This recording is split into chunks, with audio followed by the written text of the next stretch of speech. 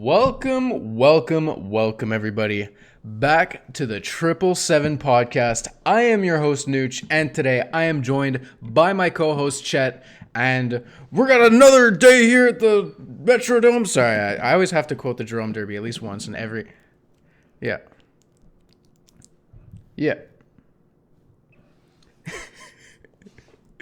Of course, is amazing. It's like, that was his masterpiece, you know? That was his... Man, I wish I could quote it, but I can't say it off the top of my head. His magnum opus. That was it. Yeah.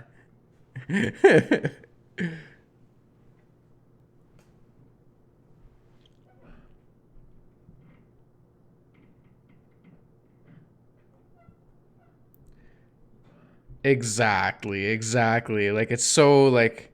It was a peak of sorts, you know? Of sorts, it was a peak where it's like you'll never get back there, right? Oh, absolutely. No. Double nukes, triple nukes, who cares? No, Jerome Derby, that's it. How can you guys not hear Jack's audio? Are you serious? Oh, Jack is muted. No. Go open the stream. Can you hear you? No, you are muted. Oh shit.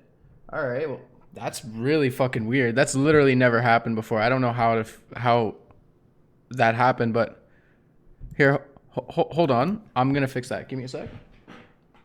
I'm gonna fix it. 2 seconds. 3, 2, 1, and we're good. Yo, speak.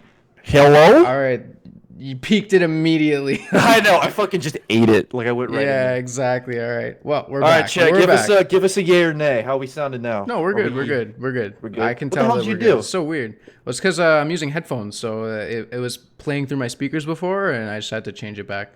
So okay, restart. 3, 2, 1. All right, welcome everybody to the 777 podcast. I'm your host Chet, and here's my co-host Chet. Also Chet. You called yourself Chet. Yeah, man, I'm Chet. God damn I'm it. Chet. All right, so Chet, you You're missed Chet it. Jr. Chet. Oh, no. Yeah. Chet. No, I'm Jet. Can we do that? Just like Jet and Chet? Yeah, Nick and Dick, Chet and Jet. Can we do that? Chet and Jet. Yeah, sure. I don't want to be That fucking won't get Chet confusing. Jr. No, by the way, the reason I thought they were fucking with me is because she's a mod in my chat, Uh-huh. and last night I was streaming Mario 64, and they all of chat all decided unanimously without even like coordinating it. Literally was like, let's all pretend we can't hear him. Yep, and chat does that. I Mike was muted. so impressive. Mike muted, dude. It was impressive. They all played along with the joke, and I was like, "Are you fucking kidding me?" And what I did was to get people to talk was I put bass boosted, blown out audio of All Star by Smash Mouth, and about three people left, and then they spoke up. Nice. I'm gonna say worth. Nice, definitely worth. Yeah. I was getting tilted. I won't lie. There was a point where I was just like, I was like about to hit my desk. I was like, I know you can hear me. Stop it. Yeah. But it was funny. That's what happens, man. It was That's impressive. what happens. Chat just gets you. It's that old Mike muted trick. It's like literally it works all the time. Like it's crazy. You go on any stream and just one person says Mike muted, and then the rest, boom, Mike muted, Mike muted. Takes. Oh, we can't hear you. We can't hear you. That's all it takes, right? After that, you're convinced. Like, am I good? Looking at like all your levels and your audio and all that shit. Like, yeah, it's like the audio version of like You Missed Diamonds. You know, like. Oh my god, yeah. Yeah. Fucking. You know, if you dig 2 blocks deeper, there's diamonds. It's just like what lava. It's just like yeah. All right, bro. That's right. All right, Chad. A couple things are in order. Number 1, I'd like to lead from the top. We did say there would be a holiday break. All right, so that did happen. A lot of you were hitting us up on the Twitter. Mm-hmm. We responded, but we did throw it out there. People were starting to get a little testy and like, is it dead? Is it dead? No. Even Matt was like, rip podcast, and I was like, I said holiday break, motherfuckers. But no, literally it was 3 Tuesdays in a row. So the first Tuesday we could have streamed, I closed at my job and we closed at 11 p.m. I didn't get home till midnight. Dude, Rob was messaging me. He was like, dude, just run it solo. Like, legit, just do a solo podcast. Run it solo. I'm there and I'm like, you want me to sit here for 2 hours and be like, and, then I got silver in my league placement rankings. It was Just do it fantastic. really slowly. It's like adding a bunch of uhs in the sentence to make it longer. Exactly, and then just literally like slow, just try to go. It's like, okay, I gotta kill time. I gotta kill time. All right, guys, So I gotta that go to was the the bathroom. And then first. just So that put was on the music. first Tuesday. The following Tuesday was Christmas Eve, in which I also had to close at work and had family obligations. Physically could not be here for the podcast timing, right? Yeah. And then finally, the following Tuesday after that was goddamn New Year's Eve, in which again I had to close at work and then open New Year's Day. There just physically wasn't like a gap per se. Like it just happened to be a shitty day to have podcasts on Tuesdays, to where every Tuesday was something. But holidays over, fucking schedules at work are back to normal.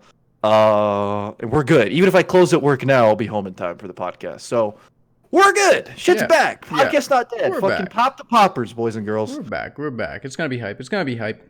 Exactly. Yeah, And yeah. we're committed to even the 2-man. If we can't get a 3-man, we're committed to just doing this, which we were kind of worried about at first, because it's the 777 podcast, the theme, yada yada. But I'm It's just I'm supposed to be a confident. gaming podcast. Like that's the way that Right. I see it. It's just Right. we want it to be gaming focused, and like the 777 podcast, like it's a game. Like 777, that's how Right. you win the game. Like it doesn't Right. have to be 3 of us. There doesn't have to That's- be 2 of us. There could even be 4 eventually if we want. That's a good way to put it. I like that. Yeah. All So of my crew from my streams here in the chat too. What's up, guys? I love you. yeah, we could just open up the floor to like all the sorts of content that we can make, and it's just easy. I don't know. It's a lot better. You know how fucking stressful it is to look for like bomb guests every Like week, hype guests? like I can't even guys. imagine. I'm just Nooch, right? Like I'm not like fucking Jimmy Kimmel, you know? Like I can't have like every single person on all the time. Like it's hard enough getting Mitch. Like he's just always ducking me. He's just like, oh dude, fucking yeah, I'll be on later, man. It's all good. Like I can't promise for 10 o'clock, but I'll be on for like maybe 11. And he comes on at 11 and I'm so fucking sleep deprived at this point. I'm literally passed out on stream. It's just you trying to scream into the mic to wake me up. My cat's eating me, and then Mitch is like, I made it, dude. What's up? And then it's like, fuck. Well, I mean, you missed it, dude. You missed it. Yeah, Nice. he's Rainbow Sprinkles in chat just said he's on that 365 upload game. Yeah. How do you feel about that? Do you think he'll do it Dude, sure. Why the fuck every not? day? Like you Why the can't fuck up. not? Yeah, that's fine. Like literally look at Vic. He's been doing it for like almost 5-6 years. Like literally every day he had an upload. He hasn't missed a single one. It's not that hard. It's him that needs to commit to it, right? And like what true. else is he doing? Like me, I have a full-time job. So can I stream every day? No. But if my job ever Feel goes that. under, I'll probably just end up becoming a full-time streamer. Like I don't care. Like I'll legit just do that. Whoa, And- whoa! and- Don't say that. Chat's gonna root for you to get fired if you say shit like that. dude, that's fine. That's fine. I don't care. If they want to root for me to get fired, go for it. I don't care. Like that's better for them. So like, I'll just That's be true. there to make content all the time. But like my job fair. right now is pretty great, and I like it. But if it ever becomes a miserable hellhole, I'll just go and make fucking videos again. Cause like I'll have my ego away from Dota enough so that I can go and play like the new games and be like, yeah, guys, I just can play this. Like, look at like this game. Look how cool it is and like interesting. Like Control. I just saw a video for Control and I was like, this game looks fucking dope. Like it takes full advantage of like the NVIDIA particles, where like the physics engine is just like super intricate, and like all the physics are super like interactive, and it just looks awesome. So like I'm thinking of maybe picking up that game when it goes on sale, but I gotta make roommate's like a been wish playing it. list, you know? My roommate's been playing it. I've kind of like watched over his shoulder. It's kind of nuts. Like it's actually insane how in depth that game looks and how crazy it gets in terms of just powers and like the effects and shit. That's it. It's, Like, it it's sounds actually interesting. crazy. Sounds- So Matt, how was your holiday? What did you do over this break? How was Christmas? I- How was New Year? I don't Hit us with it. remember. Oh. Okay, I'll try to remember. So, I get off work.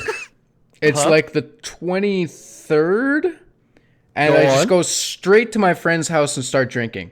And you wake up and it's And January 7th. We smoke some joints and play some video games. I wake up. It's Christmas Eve. I go to my parents' house and Right. I go to my parents' house. Yeah, no, yeah. Drink a bunch, party with family is super fun, Everybody leaves around like 9, 10 o'clock. I just go right to bed and pass out because I'm so sleep deprived at that point. I get insomnia. I'm awake the entire night. Don't sleep a second.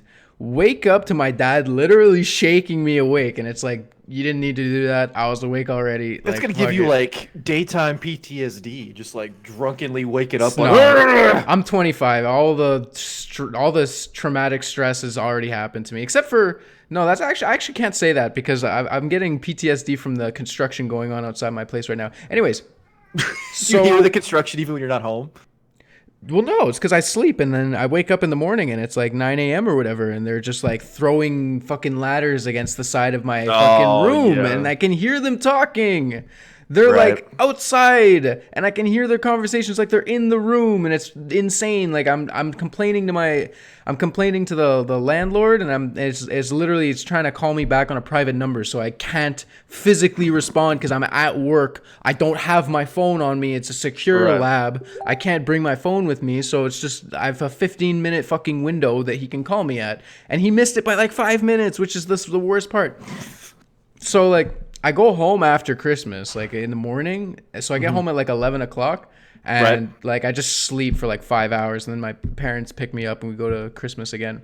And then the next 4 days are a blur just between like bars and parties and like the Jags New Year's, the Jags Christmas. That was pretty hype. Like that's my my gang. You know, everyone has their gang that they have. Their crew. Yeah, their crew. We're the Blessed Jags.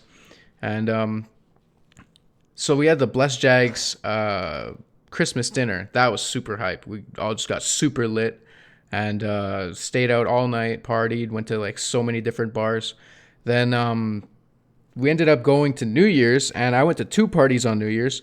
First one was with my roommate. We went there. It was pretty chill. It was like his friend's apartment that it was at, and there was like maybe 10 people there, 10, 12 people. And we were just hanging out. Everyone either smoked or drank or both. And I kept it to weed that night because I had mixed too many times. Didn't want to double dip. Yeah, the double dipping, it's fun every now and then, but you really gotta like take it easy with it because it takes something out of you, man. Like it fucking...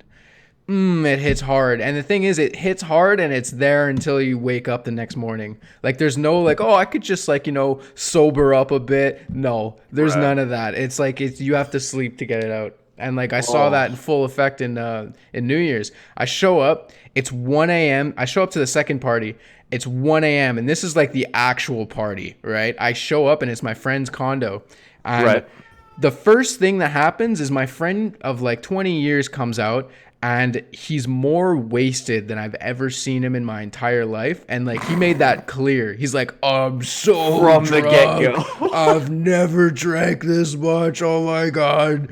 Man, you gotta have a drink. And I'm like, no, dude, I'm not drinking. He's like, what do you mean? It's New Year's. And I'm like, yeah, but I'm just gonna smoke a bunch. I don't care. Like, I'm not drinking. And he's like, well, you have to drink something. And I'm like, fuck, fine, I'll drink something. Like he's like, have some champagne, and I'm like, all right, champagne is perfect. That's like nice light and light enough, right? Yeah, it's nice and light. It doesn't do anything, so I had it just to get him off my back, basically. Within 10 minutes, he's on the couch and he's doing one of these, you know. Oh He's doing one of no! these, and I'm like, bro, like he's fucked up, man. You're You're on the head in a fucking Looney Tunes cartoon. yeah, like you're all fucked up, and dude, who taught you how to get lit? And then like 5 minutes later, he's in the bathroom puking his guts out in the tub. His girlfriend has to deal with him for like the next 3 hours, and everyone's just like leaving periodically because they're like, ah, shit, we peaked. We peaked. Yeah, the party peaked. Miles is dying. Our fucking boy who's out to get his PhD in a couple of years is in the corner fucking dying. Oh, that was like, hysterical. What do we do? Just put him on his side and let him sleep. Just like... Oh man, that was so fucking funny. And then like at the end of the night, I'm planning on staying there. So like I just wanted to sleep on the couch. I didn't want to go home. Uber would have been a pain in the fucking ass to deal with. There's all this every single like road was closed for New Year's. Like it was nuts. Like you couldn't get around. Everybody was just walking. Like there's literally hordes of people on the street at like 12:30, 1 o'clock by the time I got Is there. that to like try to stop like drunk driving incidents? Is to close all Yeah, the roads? yeah, absolutely, yeah. That's actually smart. What the fuck? I never Yeah. even thought about that. Yeah, everyone's just walking, and like they just came from old Montreal where they got to see all the fireworks, and that's where I was headed. So basically, like I ended up staying there until like 6 in the morning was when I finally passed out. But it was like 4 o'clock when Miles finally came out of the bathroom, and like he's walking and he's on his feet, he's okay, and then he just collapses on the couch, and I'm like, oh man, and like his girlfriend's like, oh man, and then like I was like, dude, you two can stay here. I don't care. I'll just head home. And he's like, no, I need to get home. And I'm like, dude, seriously, just sleep on the couch. There's two blankets here. He's like, no, I'm getting me and Ashley home. And I'm like, oh, okay, dude. That's fine. But he like slept on the couch for like an hour. Like we were just watching Netflix for like an hour, basically. Like I watched the new Witcher, and like, Oh, that's part of one of our topics today. I've seen like half of the first episode, really, but then I was way too fucking high and tired, so I just went to sleep and I was not down. And like that happens. Everyone's been there, so That's fair. It's fair. Mine was pretty whatever. Spent a lot of time with family and friends that I could, like while I could. My parents went to Vegas for Christmas, like, and my birthday, so I didn't really get to see them on Christmas. When but was I saw your them in birthday? the build-up. December 29th. well, happy birthday, man. Happy belated birthday. My bad. Thanks, man. Nah, you're good, man. It was fun. It was cool. I did like a birthday stream for a little bit, and I also had my girlfriend on stream for the first time, and we played Mario Party. She's never played it, and fucking she won her first game of Mario Party. Yeah. And I was actually it wasn't one of those things where like I'm gonna let her win. Like fuck no, I was trying to win, and Yeah? she straight up won. And I was just like, She beat you? Nice. she actually beat me. So That's she good hung out with shit. me. She hung out with me in chat for a bit. That was cool. Everyone was on good behavior, which is nice. We went and got like a little cake. We hung out, like watched movies, just kind of chilled, which was good. See, Um, I love the like the two sides of the coin. It's like we have the wholesome, nice, like gentleman with his girlfriend and like his family. That's all, and then the degenerate who goes and gets as wasted as possible for fun. Listen, you know, like, okay? it's great. I love it. It's just Yeah, I mean, these are you're two not paths. wrong. These are two paths. Everyone comes from their walks. Everyone comes from. forked Everyone has their at the road. decisions. Yeah. Yeah. It was a good time. Decisions, want it all, win it all. I got Gotta to win all day. I got to hang out with my girlfriend's family though. They were really cool. They're the first girlfriend's family to like me, so that's good. So I can actually hang out with them, and it's like no pressure. They're just super chill. Nice. I got to see my friends on Christmas Day because IHOP is the only place that's open on Christmas. So we all went to IHOP together as friends, Nice. and like went there and hung out, which was cool.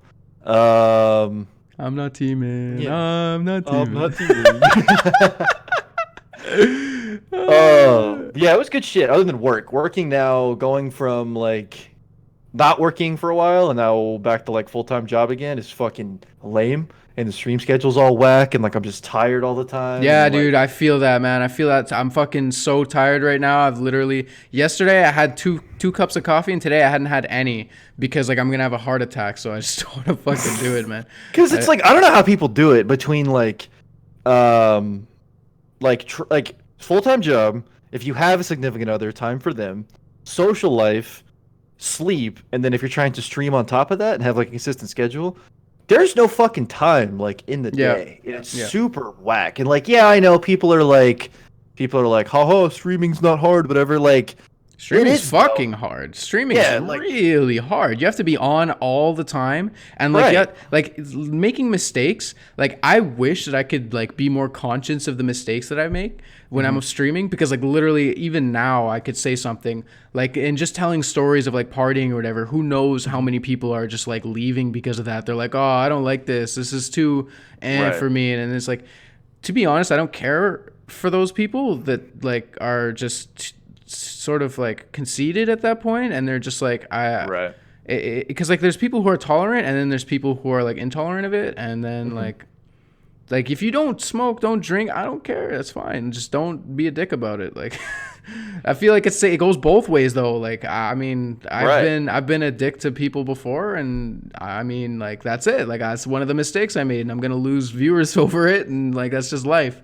And that's what makes streaming so fucking hard, is because like that could have been the streamer that like that viewer that pushed the algorithm over to like getting you on the front page or something. Like who knows? My cat's looking at me so weird. For me too, it's just like people don't think about it for streaming, but like I kind of realized this with my girlfriend, and I talked about this with my chat too. But it's like she didn't really know how any of this worked, right? She's not very much like an internet person. She's much more like grounded, like book reading, does her own thing kind of person. Sure. And getting her on stream, she agreed to it, but she was really kind of like nervous at first. I didn't really get why. And she's just like, well, it's like strangers, like talking to strangers on the internet, and they're like watching what you're doing, and like you have to entertain them and whatever. And I was just like, oh, I guess that is weird from like outside in. Like to me, it's always been sort of like normal. Like I didn't have the like stream jitters per se. It was just like the goal is to not have dead air. If as long as that's not there, I'm good. And it's doing that for 5, 6, longest ever did was 12-hour stream. Like it's fucking hard. Like coming up with something to say, coming up with banter, like diving in on a topic. Like I think people take for granted how easy we may make it look, but these same people, we probably couldn't put them on the podcast. Not, you know, our chat's great, but like people in general can't just like plug and play, turn on the camera, and just like go. Well, some people like dream about it. They're like, I want a platform. I want my voice to be heard, and like I need to be in front of a stage. I need to be in front of people, and like that's sort of where I come from most of the time, because I was like I've been over this. How I was in drama a lot in like I got the best marks in drama when I was in elementary school, and then like in high school it's kind of degraded a lot because like my drama course in high school was like really shitty. Like the teacher had no control over the class, and like everybody who was there was like an asshole. So like all the plays we made were shit, and like nobody gave a fuck about anything. The most fun thing about that class was the improv sessions, because you were just waiting for one of the degenerates to like make a sex joke or like like swear or something, and like then the teacher's like, okay, no more improv, and then like the whole class just like starts. That's different, because like I've always had like dreams of like playing guitar and like being in a band and stuff like that, and the closest I could get is just being on YouTube. And it's like I just apply my skills to that, and I just play games, and I know that I have some degree of talent over other people, as well as like the will to do it. But like the will has faded for now, at least, just because since I've working my job that I really like, I'm back into a hobby that I've previously left. And like I was super passionate about, but I've always enjoyed Magic the Gathering, and now I basically work for Wizards of the Coast, so it's pretty great. Do you guys see my cat? You guys, it's impossible to not see him. He's so cute. He thinks. Oh my god! Wait, your cat? It's just his fucking pointy ass ears. I know, he's adorable. You're so cute. People love you right now. You're gonna gain me like 20% viewers because of you. You're just the cutest. All right, Matt. Are you ready? Are you ready? I have things prepared. I have things I'm going to throw at you, and I want your thoughts and feelings on things you may have seen, things you haven't. 2 things first. Number 1, his name's Huey, and number 2, someone asked what my friend's PhD was, and it's like medicine. Like he's like in the process of trying to cure the Zika virus right now, which is like going on in like Africa. Like it's killing like a lot of people, and it's spreading with mosquitoes. And like he basically tests on mice. And he has like huge troves of mice at a time that he has different strains of the Zika virus and like different ways of curing them and everything. It's very complicated. Anyways, that shit's crazy. Yeah. That's what he's getting his PhD in. Anyway, off to you. All right, Chad, we're going to do something a little different this time around. So we talked about our weekend. We talked about our holiday break. We've got it all caught up and everything. We've shared plenty of stories on the podcast and everything in the past, but we can only milk the same story 7 podcasts in a row so many times, right? How many times did they meet Post Malone? Just kidding. I love that story. But it's a good story. But especially since it's just the 2 of us tonight, I have thought of some topics I prepared some topics to kind of just throw out there. As we all know, Matt kind of lives over a rock a little bit, right? Under a rock. He likes his things and he likes them a lot, but outside of that realm, right? Doesn't always know what's up in the world of like gaming and tech, news, all that good stuff. You'd be Whereas, surprised. Listen, whereas I am a fucking loser and look at the internet all day and try to just find what's going on in the world outside of just like the craziness of the world, but just like interesting things in the world. So I have compiled a list of a few things I'm gonna throw at Matt and see what he thinks. Hit the me. first one is not gaming related, but this is more in the crazy side of the world's phase. So, you know about what's going on in Australia, right? The fires. Yes, Australia is burning to the fucking ground. It is awful. It is awful, awful, awful. It's no good. Those But guys really don't like those spiders. Like those are like they really don't. Yeah. But people are doing their best to like raise money, raise awareness, do things like that. Some people have come up with very unorthodox methods of raising money. I'm going to read you this article, and I'm going to have you guess how much money was raised doing what I'm about to say. Okay, hit me. Ready? USA sex worker Kaylin Ward raises blank for Australian wildfires with nude photos. So the story goes, it's an Instagram model Okay. who literally sold nudes to raise money for Australia. How much money do you think she's made? $10 per photo, by the way, per person who DM'd her. How much money do you think she's raised? 300,000. $1 million.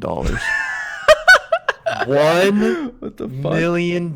This girl, she's a lovely girl. Like, I guess I get it. Right? Wow, that's fucking phenomenal. Good for her. Holy shit. $1 fucking million, dude. Like, just selling $10 nudes to people who DM her on Twitter. It's all gone directly to benefiting Australia. Fuck yeah. That's fucking crazy. Now, people are like shit shaming her, like just slut shaming her, saying like sex workers and like using your body for money, but it's for a good cause, right? Where do you fall on this like scale of good thing, bad thing, inappropriate? Like, where do you Okay. Here's the thing, right? Mm-hmm. I like fully respect women, like everything that they do, and like all of yeah, I know it's really bad when I'm starting it off with this. In 2020, boys. When I'm starting it off with this, you know it's gonna be really bad. But Oh my god. basically, like they can do what they want for their living. Like that's like you have to respect that. And like they're all like they because of the amount of people out there who think that they can take advantage of them, they have to like come up with their own ways to like sort of counteract that and like even the odds a little bit. Like a lot of people who are like, oh yeah, men take advantage of women. It's also true that women take advantage of men. And it's just you got to look at it from both sides of the coin. So it's obviously not as drastic in terms of like men taking advantage of women as women taking advantage of men, but there is that side of the coin where like it's they have the option to basically like obviously there's a huge demand for like humans are incredibly sexual beings. Like our sexual instincts are so insanely like out there. Like people, like some people aren't even attracted to people like that. That's how incredibly True. Like people be fucking cars. yeah, exactly. So then like they can take advantage of that instinct, which is extremely, it's very natural. So that's basically what they can do and they should do because like there's a huge demand for it. And if they didn't do it, then people would become more and more depraved and they would try to fulfill their own fantasies in other degenerate ways, which may in fact hurt people. Like they, like, you know, like I think Louis C.K. had a bit on it at some point. He was like, when I die, I want you to donate my corpse to like a necrophile den where like people can just go in and just fuck it for days and like you're not hurting and all these sexual degenerates who have who have no like buddy to like mess with or whatever. Is like don't bother them, don't bother other people, just fuck the dead body, right? And that was Louis C.K. or whatever. He's like just stick your toe in my ass and call me daddy. Like that was his line. Like it was fucking like it's just it was fucking hilarious. So like when you see gamer girls selling their bathwater, like just let them. Oh my like, god. I mean, I'm kind of in the same boat where like honestly, like you're not far off. Like I feel like the people who shame them are just jealous that they can't do that. That's a big part of it too. Like if I feel like if you are a bad bitch, right? And you know you're a bad bitch, and you know people will pay, and you're confident in yourself and your ability to like make a living off of this ordeal, and to not only make a living, but in this case, make a ton of money for like a crucial like world-saving cause, and you're not hurting anybody. I don't think there's any room to really shame anyone, right? Like, I don't think fucking Well, the thing, there should be any slut shaming in that, because it's all universally good. No one's being hurt, and nobody has to pay for it. Like, right. Yeah, you just yeah. do There's it. plenty of free content, and it's going towards a good cause. It's like Right. It's not just like making rich Kim Kardashian porn star. You know, like it's just Right. the money's going towards helping people. So like even then, Right. you're just A, being jealous, so you can't do it yourself. B, like you're just, I don't know, you just have too much of a traditional idea of like the way the world works. And like when you think about how much money you can make on the internet doing stuff, you just the realm, like the realm just opens up like so much. Anyway, new topic, guys. This is this was good, but I want to talk about some games. I really would do want to talk about some games. So you talk about The Witcher. That's the next one I have on deck. Yeah. Witcher series, right? Witcher's come out. Witcher's had crazy numbers on Netflix. It's become like the most in-demand streaming show. Like it squeezed out The Mandalorian even of like the most in-demand show recently of like streaming on platforms and everything, right? Right. So you mentioned watching The Witcher. Witcher 3 came out 5 years ago, Yeah. right? 2015, 2016, something like that.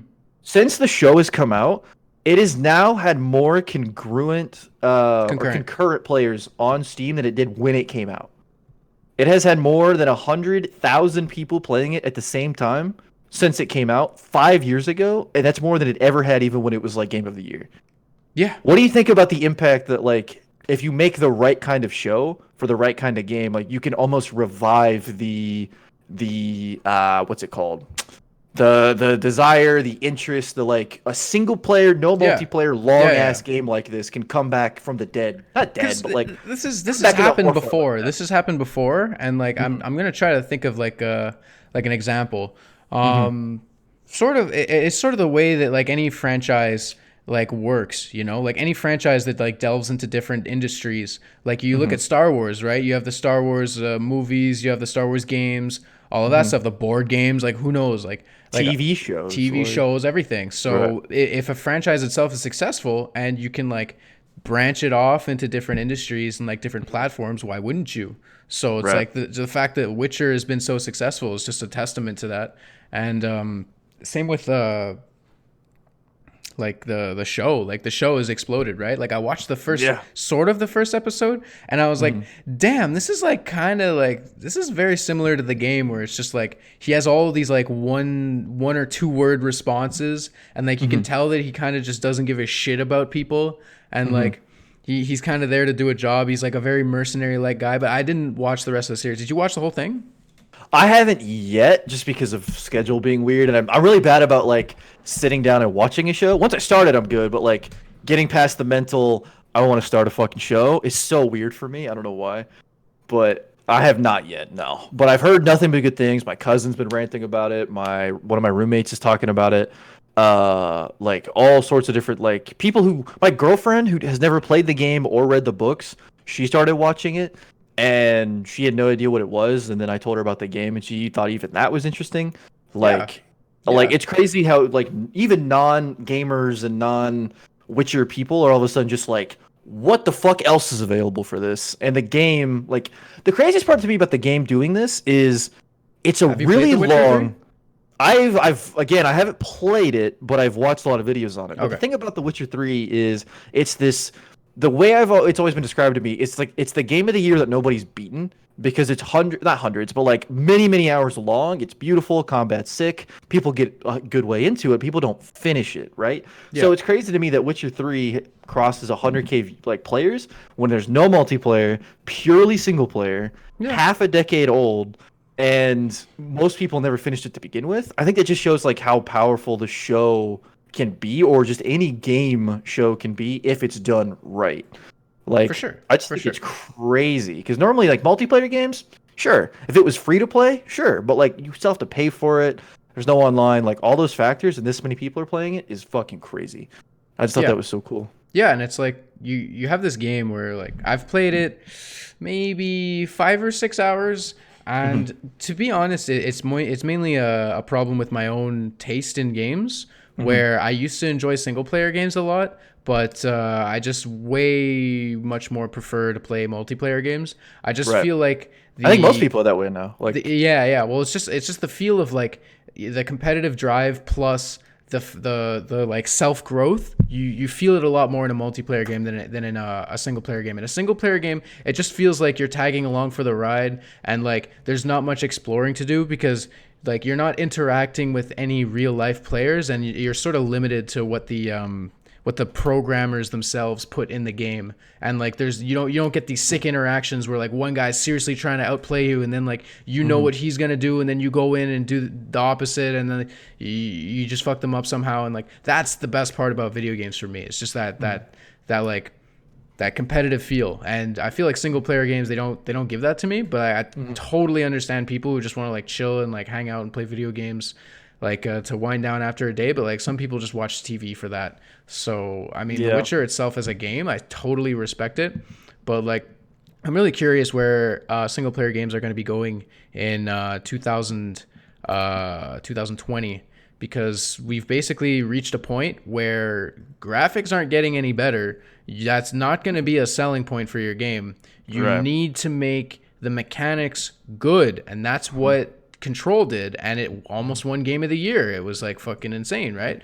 Except Shadows Die Twice won instead. Sekiro won it. Yeah. Which I mean, That's my favorite game of the year too. Honestly, I might get that game. I might get that game dude. because I got I sort of liked the first little bits of what's its namesake, like the game Dark that like Souls. Dark Souls. Yeah, Yeah, yeah, I yeah. played Dark Souls 3, and it was pretty fun. I was like, okay, this is kind of cool, but like I wasn't invested enough into it because it was the third one, and like there's no storyline for me to latch onto. It's just like, here he is, he died, he's in the underworld, he escaped the underworld, and now you're walking somewhere. Like I just didn't have like the whole like You pretty storyline to much go off of. you play those games basically for mechanics and for that like that competitive itch you talk about. It's so weird you mentioned Dark Souls. That's what I've been playing on stream too.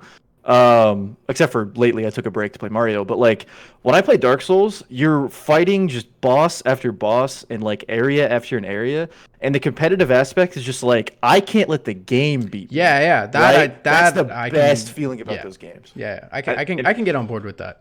which is why I think you'd like Sekiro, because I feel like once you learn like Sekiro or Dark Souls 3, whichever, like learning their mechanics and like getting good at it, once you know it and you're good at it and everything like that, once you get to an area you're stuck on, you're like, no. I'm not being defeated by this fucking bullshit. For sure, Like, for I know sure. what to do. It's so satisfying, and the mechanics of those games are so good that it's just like I love the challenge, the level layout, the different boss fights, the different weapons and play styles. Like, it's all so great, and it's just so much fun. That I think that's why like there's still room for single player games as long as they do it right and has like the right level of challenge. Yeah. But it just kind of is on a case by case. But I'd 110% recommend Sekiro. Like, Yeah, I'll check it out. If it's on sale right now, I might pick it up. But mhm, basically, the whole thing about like The Witcher and like other games like that, like even Skyrim, right? Like I tried to mhm, go back to Skyrim, and there was this huge glitch that was just completely ruining my game, just mhm, period. And I couldn't mhm, figure out what it was, and like it's one of the reasons I stopped playing the game for like years, right?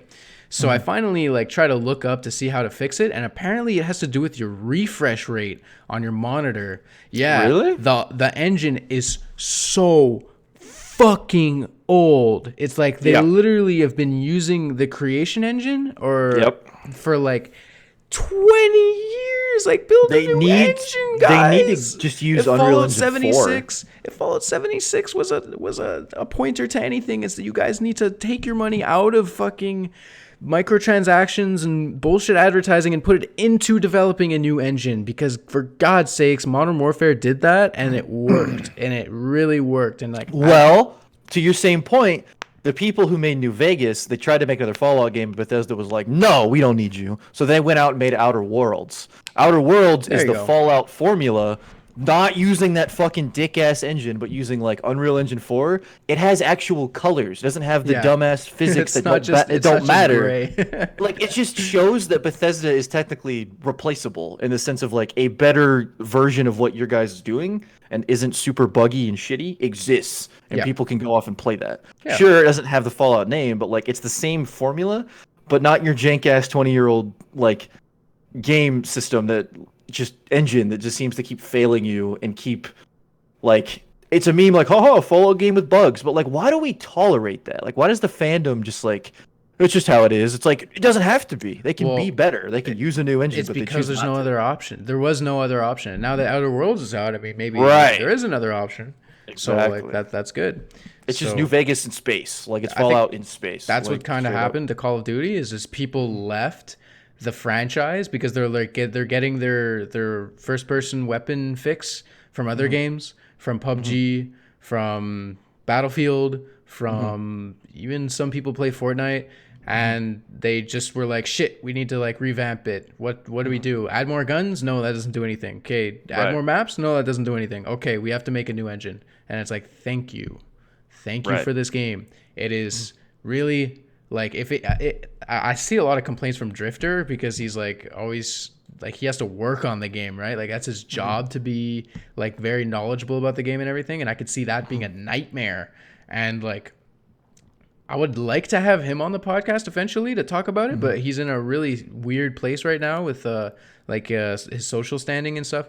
And like he messaged me that he'd be down at a later date, but like right now he's kind of like he's too sketched out, which is really weird. And he's not sketched out by the podcast. He's sketched out with like interacting with other people, which I mean, it could just be paranoid, but I really want to like give him his space for a little bit and then come back and get him on the podcast because I know he would like it.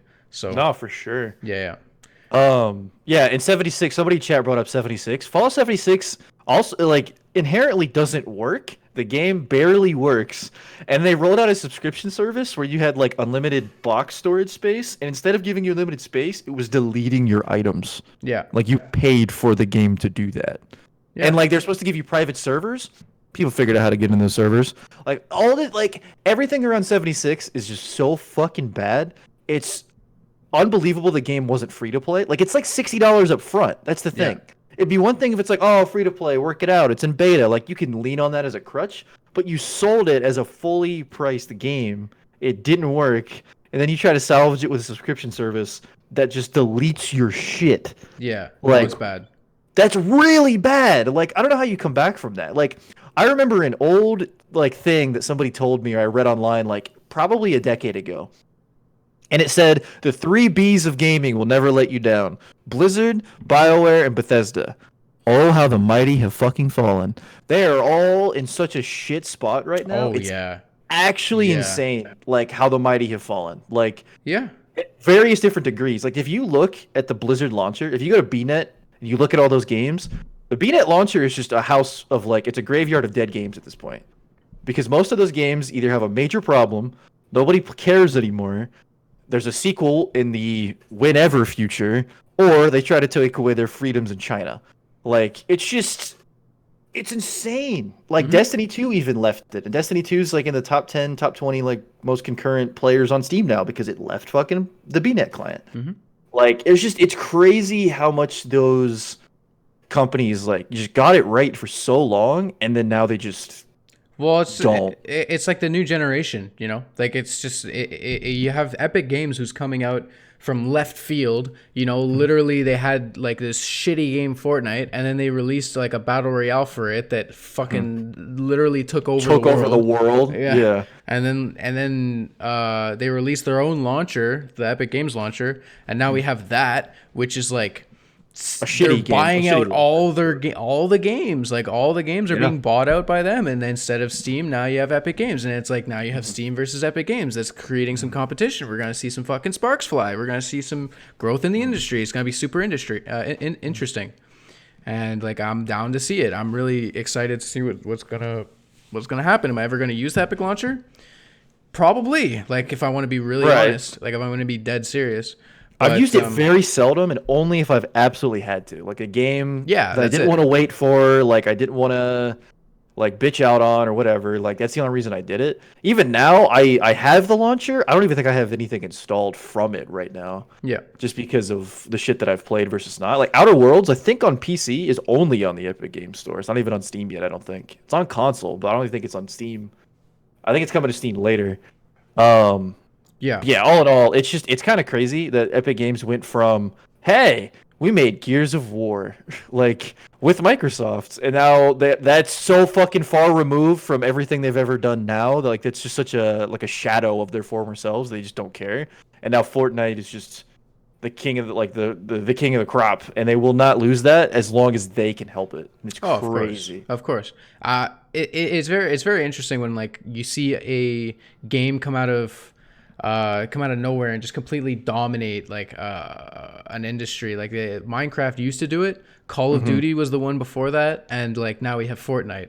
And like it's not like it's doing bad things for the industry. Quite the opposite. It's spearheading it into the future, into like this amazing future where there's just so much content and there's so much like leniency for what people can do, and like it's just really good. Like you don't see that in other industries. Like I do worry about certain things with Fortnite. Like the biggest one for me is like I feel like when game developers make a game now, it's less about like units sold versus how do we get kids/people away from Fortnite to come play our game? Because it's like that's your competition. Like it's everyone's competition now. No. I completely I don't think How so. do you compete with a free game that everyone's parents are okay with? I don't fucking like play it. Do you not fucking you, play but I'm it? saying no. I've played. Does anybody it, in yes. chat fucking play it? Probably like 10%. No, but I'm Like- saying like that it's still like the biggest game on the planet. Exactly, Like, but like what you're saying, Right. what you're saying spearheads innovation. That's a good thing. Oh shit. like if you want to say yes, it's making people like making other developers try to be better and try to like try to knock them down a peg. I get that, but Yeah.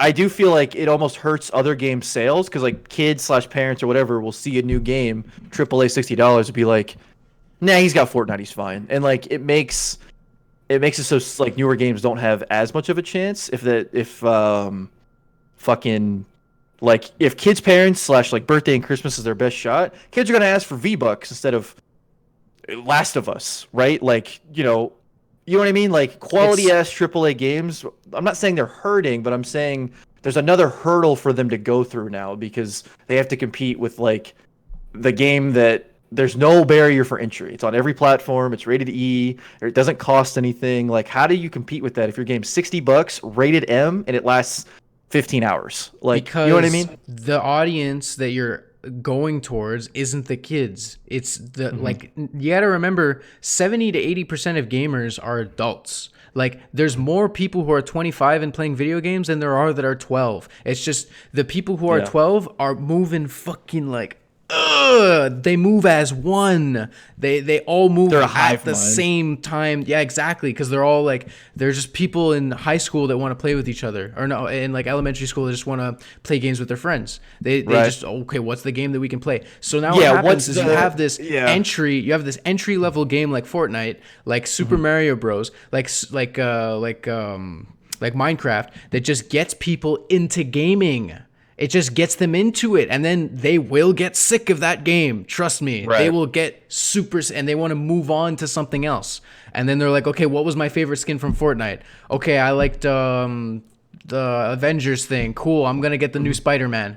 You know, like, and then there you go. That's fucking sold a copy of Spider-Man because of Fortnite. It just does Right. wonders for the industry to have a game that just everybody wants to play. I guess that's true because the one thing you said actually just made me look at it differently. Because you're right, like when you're in school, it's very much the like flavor of the month. Like, what are all your boys playing? Like, Yeah. what's the crew playing, right? But the thing about Fortnite is it just happens to be this weird exception where it's like instead of flavor of the month, it's very much like the flavor of 2 years, and it's still kind of riding that. Yeah, it's a declining generation. a bit. It's a yeah. generation. Like same with Minecraft. Like Minecraft was my generation. even Call of Duty was like Hutch's generation, you know, like Nanners, Mr. Counter Strike was somebody's generation. And like the thing is, League of Legends and Dota. Exactly. You have like the group of like, this is the generic game that this generation played, and then you have all of these like other games that people were super into.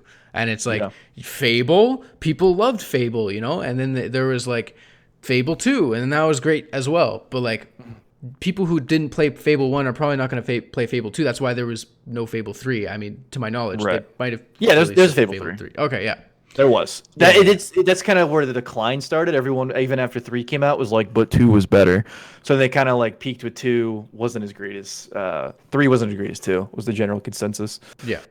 But no, Gears you're totally of War, right. you know, like Halo, like I'm playing Reach and I'm like, I fucking love this game. Like when I was playing it, I was just like, please, I cannot wait for Halo 3. Like, please. Like you play in big team battle in Halo Reach and you're like, this is the greatest shit ever, man. Can I just do this forever?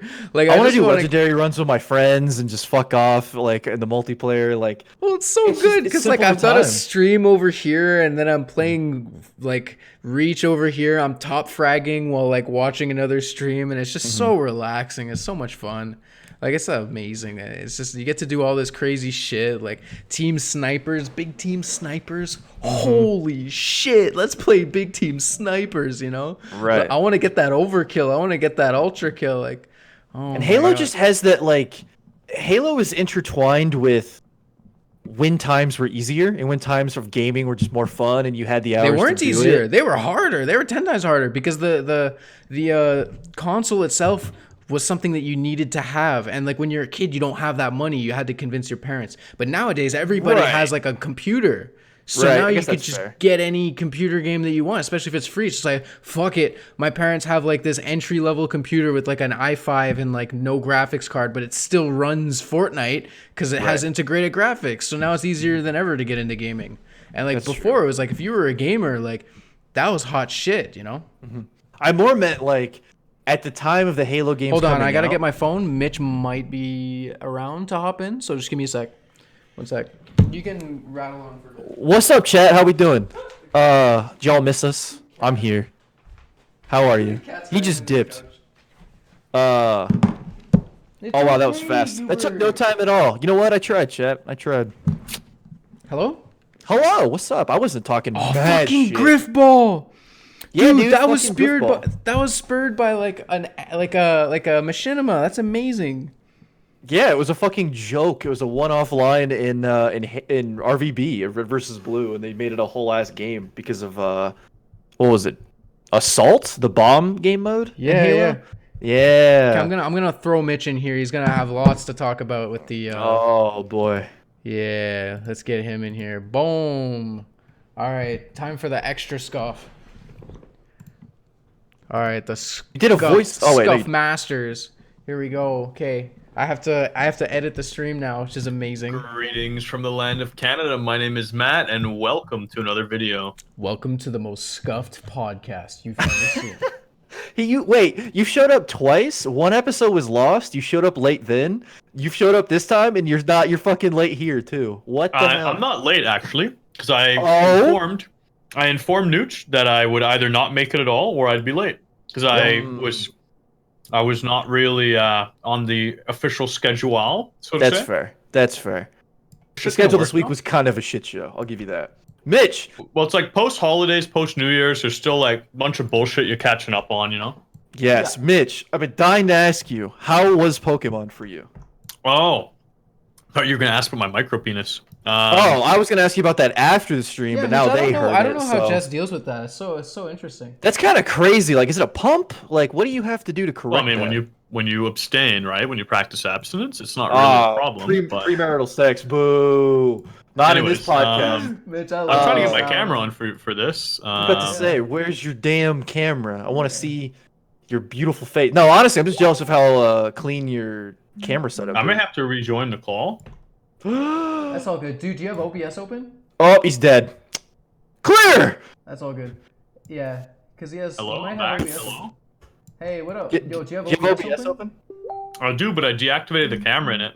No, you have to close it. You have to close the program because the webcam is still locked in because you can just reactivate it at any time. So. Huh. Yeah. I don't believe you. No, you gotta close OBS, dude. I know. It's just annoying. I'll do it. Because I have a bunch of OBS instances set up. Let's see if that fixes it, though. Yeah.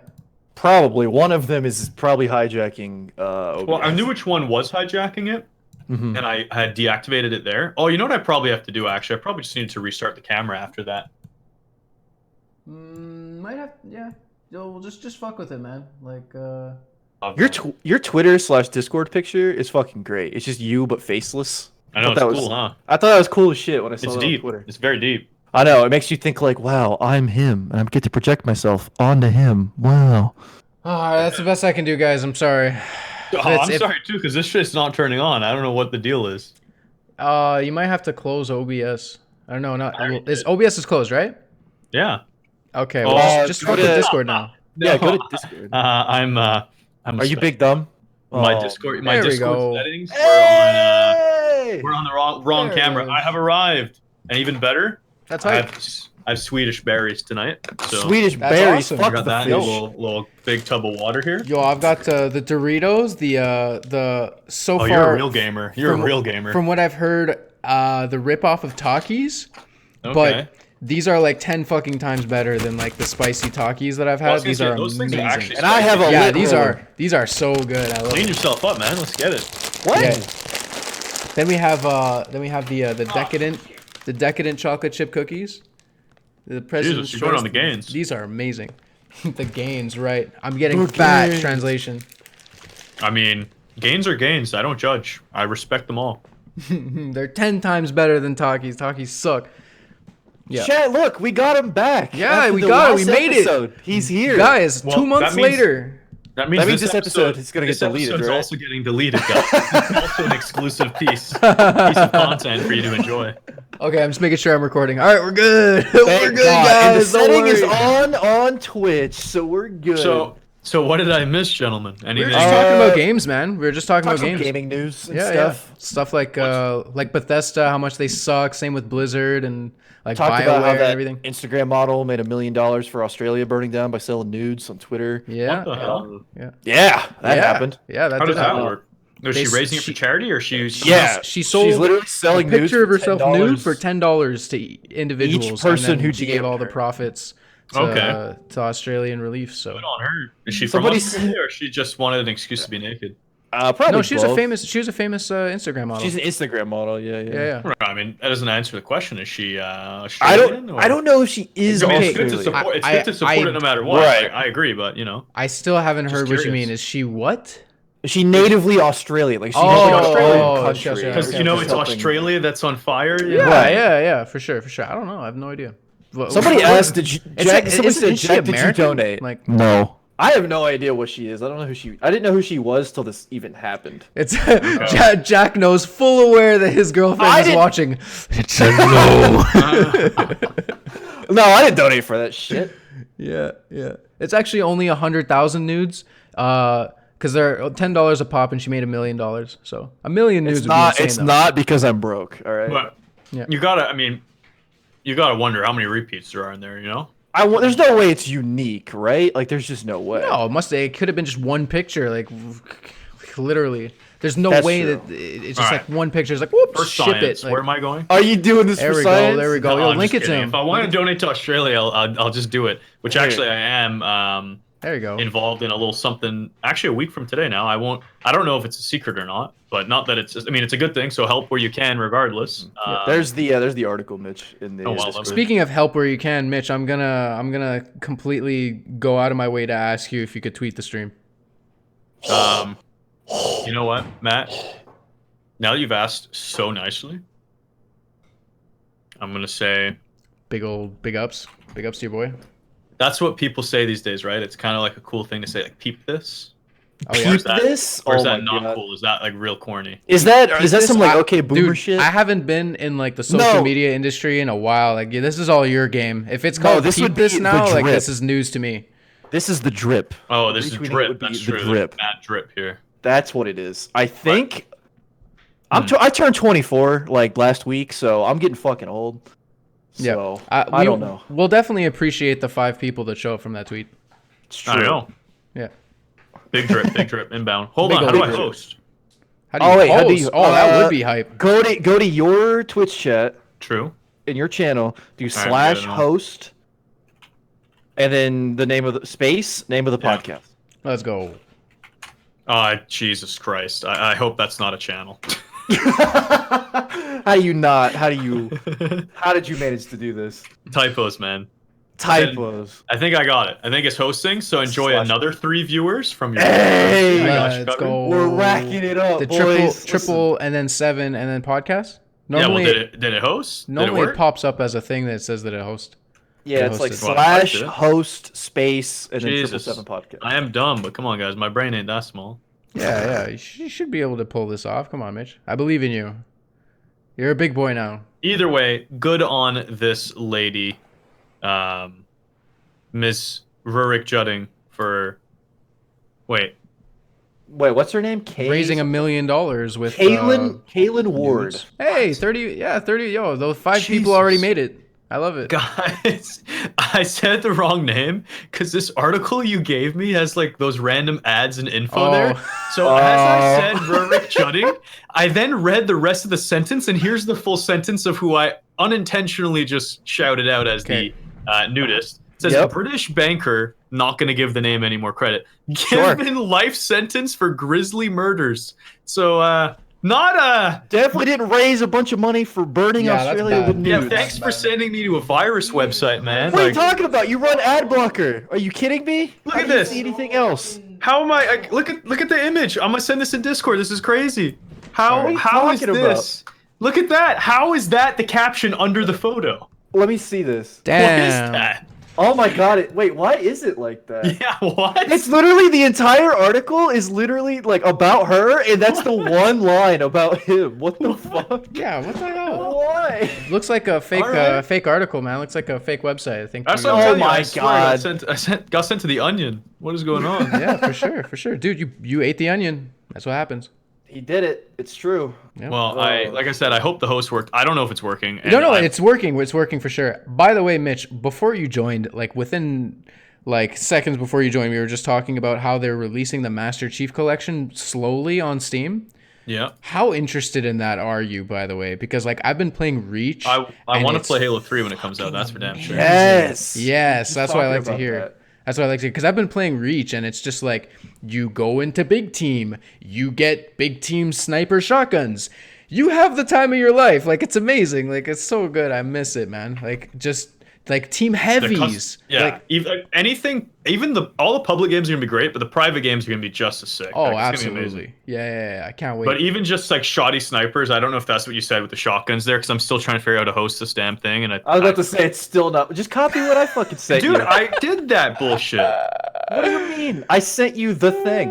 Yeah. Are you, Mitch? Are you signed into your Twitch channel? Yeah, I clicked on my avatar. I clicked channel, and then I clicked /host. Now it worked. Okay, all right. Hey, it's working. Let's go. There you go. Now the 3 viewers can come on over. Nice. Let's go. Nice. Let's All right, go. all right. That's actually a fucking boomer moment. I thought you were more with it, dude. Dude, the thing is, you can call me a boomer all you want. I'm gonna blame Twitch on that, just like the sketch article. First, you send me a squetch. Yeah, really. You picked the one line out of everything that was not related. I was just looking to for her article. name, so I saw the first name and just went with it. Mm-hmm. So we talked about that. We talked about. So here's the deal, right? Here's the deal. Yeah. The word boomer has been thrown around so I'm proud long. to be a boomer for the I record. love it. None of us are boomers. A No, boomer not is all a boomers out baby here. boomer. A baby like boomer is our 50s, right? parents. It's a Yeah, it's like- completely different generation. A baby boomer are the people my who are grandparents, 50 and not my 60. parents. I don't even know what a zoomer is. Like, that's like something that Matt, people just made up. Zoomer? Step down, I think. Zoomer are all the kids these days who call you a boomer. Those are Oh, Zoomers. sure. Yeah, that I can get with. But like we're Gen like Z, generation you know, Gen Z. we're Those generation niggas Z zoom or on generation We're millennials, dude. Like Millennials, that's actual it, yeah, millennials. Yeah. Yeah, Like yeah. millennials thrown out a little too much for like, oh, you're a dumb idiot millennial. But like, it is what it's called. Okay. I want to be a moomer. I'm gonna be a moomer. That's my new one. Moomer. Moomer, Mitch. That's a new one. I'm gonna need a background check on Moomer. Yeah, can somebody put that through the interwebs to make sure we're not saying some dumb shit with Moomer? I feel like that's probably a thing associated with fucking cows. Does anybody in chat know when Halo 3 is What? coming out? No, they have not released. They have not put dates on anything besides. It's out. Like they have it right. Like we all know that it's done. Like we all know they're basically just waiting for a game to compete with. That's all that it is. They're waiting. They for, just like, don't want to fuck it up because when they tried to Yeah. release all these games at the same time last time, the Master Chief Collection just didn't work. Right. So Okay. they're trying to Maybe make sure that. they Yeah. don't work They're together. testing the shit out of it for sure. And they're cheap. They're like $10 each, or you can Well, I do was the gonna whole say thing at once. if they release that many games, how's the online gonna react, right? Like each game's gonna be dead, or No, only two will well, have players. dude, the interface is insane. Like Okay, you can it's all switch from easy? it's all from one interface. So it's like Okay. you want to play multiplayer, okay, you have Halo Reach, Halo 2, Halo 3, Oh, wow. Halo Okay. 4, Halo 5, and you just click it and then you get into the queue and then you Okay. play that game and then it's like it just runs off of the same instance and you don't need to like open a new client or like click a different button or anything. It's all just run on one thing. And it's like, all that's probably in what's engine. taking so long. Yeah. Right. It's all an engine per game. It's not like I'm gonna play Halo 3, but it feels like Halo 1. It's like no, like one lobby, you're in a Halo 3 engined game, and the next game could be you're in Halo 1, but you didn't do anything differently. You just press next match. That like sounds that's sick, actually. that's how it worked when it barely worked on Master Chief Collection on console. So trying to make sure that works next time. Okay. Because I'm just thinking about all the nostalgia of Halo. Like Halo 2, I didn't play a lot of because I just at that point in my life, I didn't really have access to video games besides RuneScape. That was the only one. Yeah. Halo 1, though, like I did Out of Bounds. Like Matt, you would have loved this. My buddy Charlie and I in Jersey, we did these like runs on every single multiplayer map where we found a way to do a grenade rocket jump to escape the map. Yep. We did it on. We found a way on every map to get out of bounds. Yeah. Yeah. It was like the Modern Warfare secret spots and all that type of thing. Yeah, absolutely. That's where it comes from, man, for sure. Yeah. Absolutely. That stuff was sick. I mean, obviously Blood Gulch is just such a classic Halo 1er. Ah, yeah. Is that what it was called in Halo Blood 1? Gulch. There's Beaver Creek or whatever it's called. Battle Creek and Beaver Creek, depending on Halo 1 Those were or Halo 2, though, right? Yeah, Well, it was Halo the 1 same had it too. map. Yeah, the same map with two different names. So I there think was Beaver Battle Creek Creek was the and first Beaver one. Creek, and then there was Blood Gulch, and there was what the fuck? They had another name in Halo 2. No, It wasn't Blood Gulch and Coagulation.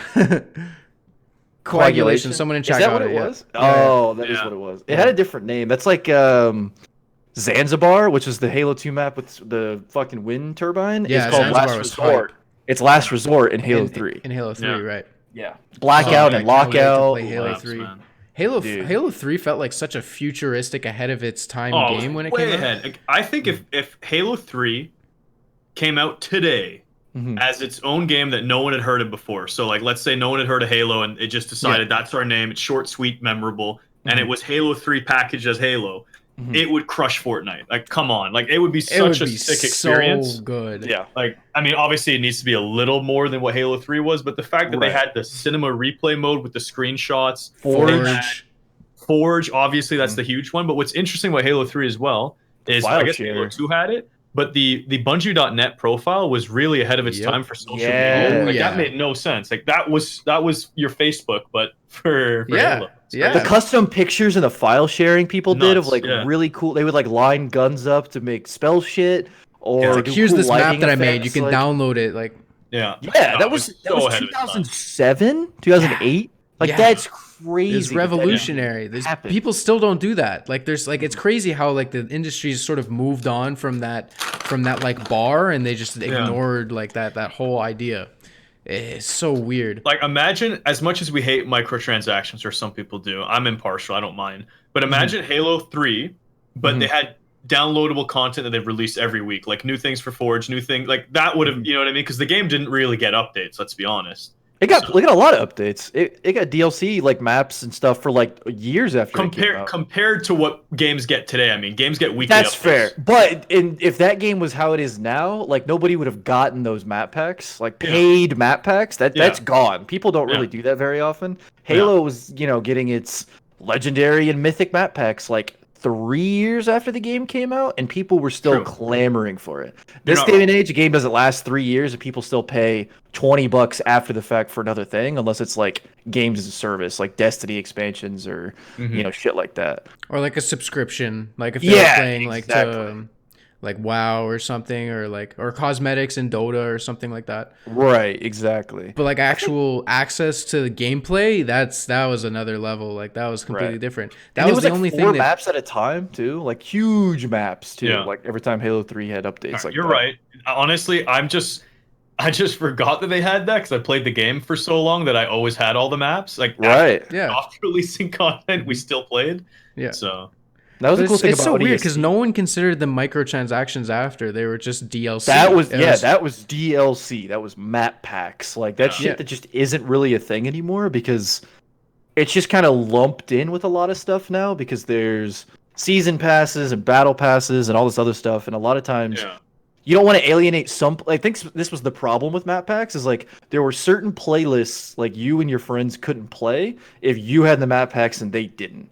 True. And like that shit sucked. And I think that's why a lot of times now, like for instance with Overwatch was gonna be free to play and you buy the heroes you want and that's it, right? But they realized that like, well fuck, heroes and maps and other shit like that, people are gonna be really confused about what do I own, what do I not own, what can I play, what can I not? Yeah. And they realize they're gonna alienate people. So instead they're like, okay, $60 and you get everything after that comes after for free. I was like, okay, that makes sense, right? I think Halo could have like you talked about now being released now. That'd be a really good model for Halo to do now. You release it, every new map that comes out, everyone just gets armor sets. Everybody doesn't necessarily get for free, but can unlock by grinding. And then you pay $60 up front, and then you just play to your fucking heart's content. Yeah, I think that'd be like the best bet. Yeah, well, I mean, download like paid skins, cosmetics. Oh, dude, I throw so much money. Like, I would throw my wallet at my fucking screen for like recon. Dude, if I could have bought recon for like $30 as a kid, I would have begged my fucking dad for his credit card to get that fucking armor set. Yeah. The funny thing is, I always thought that the Hayabusa armor was like way better than the recon in terms of like standing out. Sick.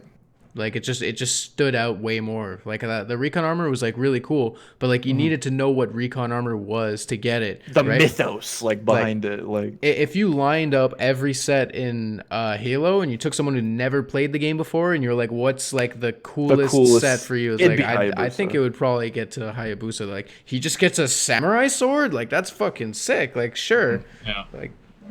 You know that set, that helmet is is homage. It's like a guest appearance from Ninja Gaiden / Dead or Alive. Yeah. It's Ryu Hayabusa's helmet, which is cool. Yeah. And as a flip, they put a randomly named Spartan in Dead or Alive 3 or 4, I think, and you could basically play as Master Chief in a fighting game. Was the trade? It's like we give you our armor in your game, you give us a Spartan in our fighting game. It was actually really cool. Yeah. Yeah, for sure. But yeah, basically talking about that shit. Mitch, like we tried to lead with earlier, how is Pokemon? Yeah, I was gonna say I want to hear because you said you haven't played in a long time, and I'm curious what your experience was. Well, I'll be honest, the game is very different, obviously, than the classics on your Game Boy, where you go through the grass and you see what Pokemon pop up after the fact, and now you can see them in the overworld. Yeah, exactly. Which I like that, to be honest. Yeah. What I will say, what I discovered as I played is the ones that you can't see are where you'll find more random ones, so you can still like go through the grass and bump into things without knowing who they are. Right. But I mean, the game is just very, very clearly dumbed down, which has been good for my girlfriend and I because Jess is not a super gamer and she's picking this up, and I haven't played Pokemon in forever, so it's a great game for us to casually play and record for that channel. But no, it doesn't. To me, it doesn't give me the same. I don't know. It doesn't give me the same excitement the old game did because there was a lot more discovery in the old games. Where you'd bump into like a route that you couldn't pass because Snorlax is sleeping, and you got to figure out how do I get the flute to wake him up. Or there's some grass, and you've got to get the cut HM on one of your Pokemon, and then use that Pokemon on the grass to cut it. Or you need to swim, so you got to get a Pokemon that has the ability swim to get across. You know what I mean? Like there's a little more to figure out. Whereas this game is like it's convenient and it's a lot of it's still very pleasing, but it's like I press a button anywhere in the world and I can access my Pokemon box. That's like what? Yeah, that's you like don't have to go to a convenience Poke Center thing. at all. Like Yeah. So like your PC, you can just access from your backpack basically. Yeah. My biggest problem is similar to that, where I enjoyed like Sword and Shield a lot. Well, I'm Like, having I fun beat with the it. game. We're still playing, but Right. I'm not gonna like spoil anything, but the big thing I've noticed with this game is, yeah, Pokemon's gotten more hand-holding over the years, especially post Pokemon Go, when like all the normies started playing, and they're like, "Fuck, how do we make sure they know how to play the normal games?" Right? They made it a lot more streamlined.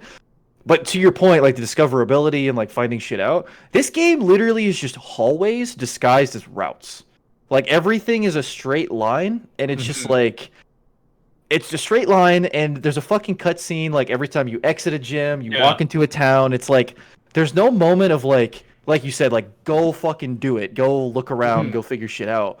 And that's the only thing I like really didn't care for about this game was just like it's like It's glorified not a sandbox. hallways. Yeah, Yeah, it's like not a the wild area is fucking amazing and like brilliant, and that's like one of the coolest ideas ever done in Pokemon. But it's such a like confined thing separate from the rest of the game that it doesn't feel intertwined. And I wish the game was more like enveloped in that wild area, because that's like, you know, a Skyrim style open world like area where you can control the camera and it's completely 3D and there are just cool little areas around. But then you have to leave that cool open area to the hallways, to like glorified like route hallways. well, there You're boxed in. sucks. You don't have a choice of how you get from A to B. There's Right. only one route from A to B. The only question is how many Pokemon are you fighting along the way or biking past as quickly as you can. Right. Yeah, I mean, I haven't finished the game, so I shouldn't complain too much. But is there like a safari or other like specific zones you can discover, or not really? I mean, That'd that's be cool too, like discovering those random secret areas that otherwise you wouldn't have. it's pretty much just like that is basically the wild area. So you've probably scratched the surface of the wild area. Like when I first started the game and I got to it, you can ask chat. I have a couple people here from my chat. I spent like it took me I think 8 hours to get 2 badges, because the first day I played it, I literally just fucked around and went to all of the edges of the wild area. I'm telling you, the wild area is probably like 3 times bigger than you think it is. Because as you get to certain areas of the wild area, you'll find Pokemon that are so strong that you can't catch them yet. So it's like you get X number of badges in this area. Here, super strong Pokemon, and that's sort of unlocking a new section of the Safari Zone, kind of just like, oh, what's on this part of the wild area? It's like, oh, it's an ice area or a sand area. Like it's kind of the way that they broke down the Safari Zone into different sections of the wild area. Okay, so they don't want you to, as a new player, find stuff unless you really go out of your way, because it's gonna be too high to level. Because I've experienced some of that in the wild area where I found like Snorlax when I was only level 25, and that that guy's in his 40s. Good luck. Yeah, exactly. And it's cool because you're like, oh, I haven't found anything in the wild that's like 60s or something, but we haven't spent a ton of time there. Yeah, there's some like really high shit buried in the back. I think like 40s, Pokemon. 50s, like okay. Yeah, sorry. Listen, man. Just to wrap it up, my it just like listen, I used to love Pokemon when I was a kid. Like literally Crystal, Gold, Silver. I loved those games. They were awesome. But I just feel like it got so dumbed down with like the newer games that it's just a lot of the strategy and the exploring and the adventure, they just sort of diluted it to the point where it's a consumer product. It's not really like it's not the same thing that it used to be, for me at least. Generations I have 4 zero and 5. interest in playing the new games. Generations 4 and 5 were kind of the peak for me personally in terms of like the Pokemon, the music, the exploration, the pixel art, the exploration. Like I think Generations 4 and 5, which was like Diamond to Pearl and then Black and White, was probably the height for me. And then post that, they went 3D. Things got way simpler, way easier, and shit like that. Okay. So I do agree. Hold on, I gotta feed my cat. That's why he's looking at me like this. This is a perfect time. You guys keep talking about Pokemon. All right, will do. But for me, yeah, like that's kind of what like the peak of Pokemon, I think, in my opinion, was in terms of like what it offered, what still felt like the old days, but what was new. It wasn't this weird like stripped down. I mean, yeah, you want it to be accessible, show people to play it, but like you wanted it to reward you for playing it for so long and like knowing to look for shit. Yeah. And that just kind of stopped being a thing. I don't remember which order of these games when they came out, but the only games I ever played actually, but I played too much of them. But I would never really, I'll be honest, I never understood Pokemon to the point of like EVs, IVs, counters, and strategy. Fucking casual. But my thing on those games is I played Leaf Green, Fire Red, Ruby, Sapphire, and Emerald. Emerald. Those So, were that the was ones- Gen 3. So that was the last ones on the Game Boy Advance before they Yeah. went to the DS. That's all I played. I never got a DS. So those are the ones I played. And my thing in them was I would just beat the game, complete the Pokedex. The ones I couldn't catch, I would plug in the Game Shark and cheat them because, like, well, you literally cannot get half the Pokemon, or like maybe not half, but like there's like 20, 30 of them that are impossible. So yeah, some of them are like the other game specific. Some of them were events. Some of them, like For me, Deoxys and what other shit. Good luck. What game? What game? the like Generation Fire Red. 3. Yeah, those you had to Sapphire trade Ruby. people for. You didn't Game Shark. You had to trade people, and like you had to get a link cable, and like Yeah. you had to like find someone who had the thing, and like there was just that whole aspect of like this whole social aspect of like trying to find someone who's willing to trade like their Charmander or whatever. And like they're never gonna trade their Charmander. Like it's their fucking Charmander, dude. It's like, And breeding became a thing, and people just Yeah. bred shit just to trade it away. But Yeah. like now, you talk about completing the Pokédex. That's literally impossible now. Yeah. Well, That's what I would do is I super would weird. the Pokedex, and my other, I guess, Pokemon hobby at that game was I would create weird parties just to beat the Elite Four to get that little screenshot that it would give you. Oh, the Hall So, of Fame picture, which is dumb shit. I'd have like I beat the Elite Four hundreds of times and just had a stupid photo album. I'd have some where it's like 6 Charmanders. You know what I mean? Right, just to see, like, look, I did it. It's possible. Well, I mean, I cheated those ones. I'm not gonna say I leveled 6 Charmanders to 100. yeah, you just rare candied them all. Yeah, and it canceled the evolution. Everyone knew yeah. that. Everyone knew that glitch. That was so Yeah. good. I will But- say in Sword and Shield, if you don't grind, which I did not grind at all, I just did like the bare essential battles and only Yeah. really caught shit that like I was interested in maybe using. The game's levels do curve up a bit towards the end. Where like I went to go fight the champion, I was like, depending on the party member, 10 almost 15 levels down in the final fight because I didn't grind. Like if you just play Yeah. the game straight up, like And you the still won. difficulty curve, I did, but in like the most bullshit way possible. Like it took forever, and I had to like stall them out. It was actually kind of clutch, but inherently, like the later fights, if you don't grind, I know the game is it's inherently easy. It's just 18-way rock paper scissors, Yeah. but like the game's level curve in later gets kind of challenging to where you kind of have to think a little bit more about the battles just because shit is That's harder if you're at under the leveled end. though. right. But I imagine the way like we've been playing, Jess and I feel like we're probably fine. We just got past Route 9, and our Pokemon are all like level 44. So we've got 3 more gyms, then the Challenger games, and we have to go through a few more routes. So we'll probably have like all 55 by then. You'll be about on par then, because it sounds like you're ahead of me. Because we're going slow. Yeah, because it sounds like you guys are catching more stuff and probably like doing a little more than I did. Because I just did it like whatever I had to do, I did. Yeah. I just fucking went, and for me that was like just better because Yeah. Pokemon is easy. So being under leveled was like, okay, how do I win this? Like it was Yeah, more made of like a a challenge puzzle. for you. Yeah, for sure. But all in all, Yeah. it's cool, but it's definitely got room to improve. We're getting this is Yeah. weird timing. They're doing a Pokemon Direct in like 2 days. Like they're doing a Nintendo Direct dedicated to Pokemon in 2 days. And we have no clue what it's about. Oh, that's like just New a Smash convention? Ultimate Pokemon. 15 conference? Pokemon added to Ultimate. I don't know if it's gonna be DLC. I don't know if it's gonna be like patches for Sword and Shield because there's weird bugs with the competitive scene. Like I don't know if Okay. it's gonna be more content, but they literally I think just announced this earlier today. It's like Pokemon Direct 2 days, be there. Just like what? Like why? For what? So it's either gonna be a whole lot of nothing or something nutty. But the new game's only been out for like 2 months, so I can't think it's anything too crazy. I don't know Okay. yet. Yo, 2020, this is the time. What are you super hyped for this year? Final Fantasy VII Remake. That's lame. No, it's not. Fuck you.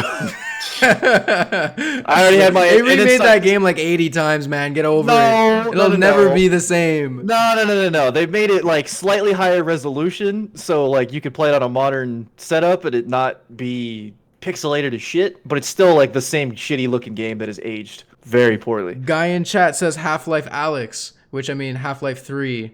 Like that's basically what it's Oh, supposed to be, true. right? Like, but it's not even Half-Life 3. It's a prelude to Half-Life 2.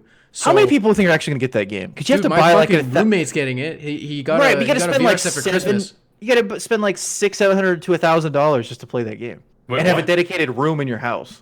Oh, that's why it's a VR game. Yeah, It's a VR game, first party. It's the first game Valve has made in like a long time, and it's Half-Life, and they really want people to buy VR. So they're Yeah. like, "Fuck it, let's make a sick VR game." Let's all just But the- forget about Artifact, please. Yeah, fuck Artifact. But the barrier for entry is so high to play this that I don't even know what the numbers are going to be on people who play it because there's so many factors. This is good. You don't this think is they're going to release good. 2 versions? They'll start with the VR and then like 6 months later drop another one? They straight up said it's not made for mouse and keyboard or controller at all. It is made solely for VR in mind. Because here's the thing, right? This is what I always said about VR. VR is like basically ready for consumers. Like the technology is there. I've used the like the Oculus. The Oculus is great. I've used the Vive. The Vive is better. And now like with the new the Index is what it's called.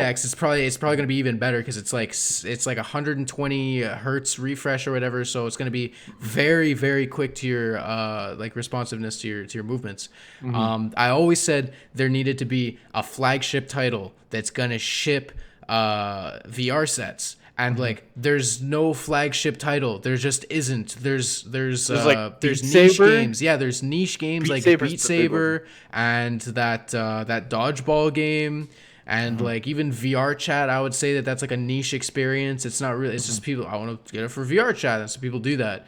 And like, there's other games like Marvel and stuff. This might be the flagship AAA title that starts like the trend of VR. But isn't it Half-Life, meaning that it's not for casuals, that it's for basically grown-ass men? Dude, grown-ass men want to play fucking video games. They are the ones who will spend the money. Because you're right. Like, they're also the ones that are going to spend the money. Yeah. I'm not saying they won't, but... You need a really strong PC, like a fucking $1,000 PC minimum, right?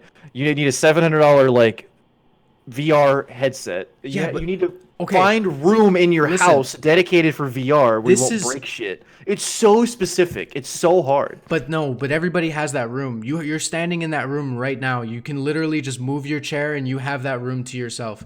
But like, I'm fortunate. This is the exact same argument that people had against console gaming. They're like, oh, you need a $500 1080p TV just to play the games, and you need to have like this console itself, which is $500, and you got to get the controllers, which are $60 each, and then the game is $70.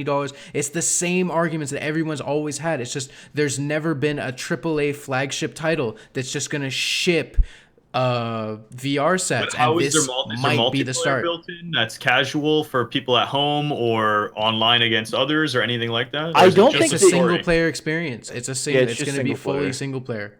And I don't know if you can do it sitting or you have to stand. I don't know if they've. It might not be the title. I don't think it's going to be the title, but it's going to pave the road. It's going to pave the road. I agree. It could do that. I think it'll definitely create a lot of content for YouTube and Twitch or any streaming platform where a lot of people will be interested in it. And it might put more indexes in people's homes, right? Like, it might put these things in the house, but it's like, how long does they have to like jump on the train immediately after before people take their setups down because they don't want to fucking fuck with it anymore? Well, how much replay does a game like that have is my point. It might That's bring probably infinite, like, to be honest. Okay. Like it depends on how well they have. I don't know. I'm completely naive about this. It's the Source 2 engine, because already using the Source 2 engine, you're running off of like Half-Life 2's engine, and like Half-Life 2, when you play it, even now when I play it, I'm like, this game was so ahead of its time in terms of like physics and everything. Like, everything is so crisp and responsive and fast, and the gravity gun is such an ingenious, like, revolutionary mechanic that was just put into the game that's just amazing. Like, you pick up random like balls of dirt on the ground and shoot it at enemies, and it just does a little bit of damage. And then you could pick up like a massive pipe and shoot it at them. Now it does even more damage. And now you could pick up a saw blade and it cuts through like 4 or 5 enemies at once, and you're like, this is a fucking game. And I'm sure that there's going to be so many moments like that in the game, and Alex, for sure. So you talked about like revolutionary ideas in games. That actually is another thing I want to talk about. So, all in all, I think Alex will be sick. I hope it puts VR in the home, and I hope it does well. But you talked about brand new ideas, the new Source 2 engine, things like that. There is this game, there's video of it going around on Twitter, and this is like the most interesting. So, you ever think about, we've seen it all in games, right? You're like, this is a mechanic reskinned in another game that's dressed up like this. I've never really thought that, but go ahead. I have seen a brand new thing that I didn't even like ever conceive like would be possible in a game, and it's fucking brilliant. So I'm gonna drop this article in the chat. No, it's not from the same website. It's from PC Gamer. Everybody calm down. All right. This episode will be on SoundCloud. It will be on SoundCloud. So this game is called Polaroid Effect. This game has the nuttiest thing I've ever seen as of late in a game. It's a completely new idea. Basically, you're in a room. That's a confusing screenshot. Yeah, play the video. Play the video right below it. So you take a picture with your Polaroid camera, and you now have a black and white picture in front of you, right? And you hold it up in front of your face. When you let go of the picture, it now instills that photo you took in three-dimensional space behind like some kind of the photo. Game. It's the craziest. Yeah, that's cool. That's cool. It's trippy and so interesting. See, I didn't even see the video, but I know what you're talking about. Right, and I never have even seen thought, that before, though. I never even thought like that as a concept. What do you think is still left in terms of like what is realistically possible that a game could wow you with in terms of a cool visual trick or something with physics or something in the vein of like thinking with Portals, but a newer version of that, basically? We're limited to like the third dimension, basically. That is some like Alex Jones ass response you just gave me. What the fuck? No, I mean like we're limited to whatever like the 3D like dimension can give you, like whatever like you can possibly think of that could occur in the third dimension. If you start thinking in other dimensions, you're wasting your time because none of that will ever be relevant to you. But like if you think of it in a third dimension, like cool visual tricks like this, that's perfect. Like now we're talking, you know. There's gonna be plenty of stuff like that. I could do it myself. Like I've always wanted to make a game. I could just think of a cool concept for like an abstract art game and just like turn it into something interesting using Unity or whatever. Like it's the sky's the limit. You just have to be ambitious and work hard. Mitch, what do you think? I mean, I think I'm in between. I guess your guys' opinions. Like I'm never gonna do it, but maybe next year, Matt. Maybe next year. Exactly. Fuck 2020. No, I was gonna say I definitely recognize a lot of games that are using similar features and concepts from other games, but it doesn't necessarily bother me. I still view each game as its own piece, as its own individual piece of content. So I don't mind if. Like, to me, Fortnite's gunplay reminds me a lot of Halo. I don't know if I'm the only one who feels that way. At least when I first played Fortnite. I don't know. I haven't played in a while, but this is before building became the thing. Take that comment with a grain of salt because this Mitch comes from a different time. He's no, but you said it like he's from the Steamboat Willie age of fucking Fortnite. Like, he is though. He is. He's like the beta fucking Fortnite. Like they had the assault rifle and that was the best gun. I have Skelly Trooper from the first release, which was like 3 months after it came out. You could sell that account for like $100 or whatever. I don't know. But my point is, when I first played Fortnite, it made me think Halo. Like the way that the gunplay felt reminded me of Halo's gunplay, like the bloom on assault rifle kind of thing. Yeah, like, just like the vibe of the combat. I don't know how else to explain it. It just did. Even though I know it's different. There's no shield that replenishes automatically. You have to consume things, and obviously the building. But let's ignore the building. But my point is, games copy. Well, not saying Fortnite copied Halo at all. There's similar feelings that a game can give you, whether shields are blue. Yeah, there you go. So you can get a similar feeling from a game whether or not it actually has the same concept. And to me, I like those feelings, so I don't mind if it gives me the same feeling. It doesn't bother me. Is my point. Yeah. Even if someone else won't relate, my point is I enjoy the games for what they are. Like Call of Duty, same shit almost every time. I appreciated the fact that the most recent one stopped becoming more futuristic. Yeah, so I actually took it to their roots. Went back. Yeah, I was glad about that. So I don't mind if games copy as long as the community's there and they're actually fun. Like I'm a normie. I'm real basic when it comes to my games. Are people playing them? Are my friends playing them? And are they fun? I mean, I don't really care if it's the same thing as last year. That's all that matters, though. Yeah, really. Down to brass tacks. That's what matters. I think the thing for me I'm waiting for is some sort of game that can really master giving you a full-fledged like 2D and 3D experience. Like obviously there's Super Metroid and then there's Metroid Prime. Yeah. Both of those games are super sick. They're both Metroid games, but they don't coexist. They are their own separate things. And the closest thing I can think of is in like Mario Odyssey, there are true really cool 2D sections that even go 8-bit like old school. Yeah, and there's 3D sections. But like a true like the game is 50-50 just as engaging both sides and it goes in between it. Like Sonic Generations kind of did that too with like classic Sonic and 3D Sonic. Things like that, I'd really want to see more genre splicing stuff where it's not just a mechanic, but you take these two kind of like separate genres and then throw them together. Like at the Game Awards, not Bethesda, what the fuck's their name? 2K, the Gearbox, whatever the fuck their name is, the Borderlands people.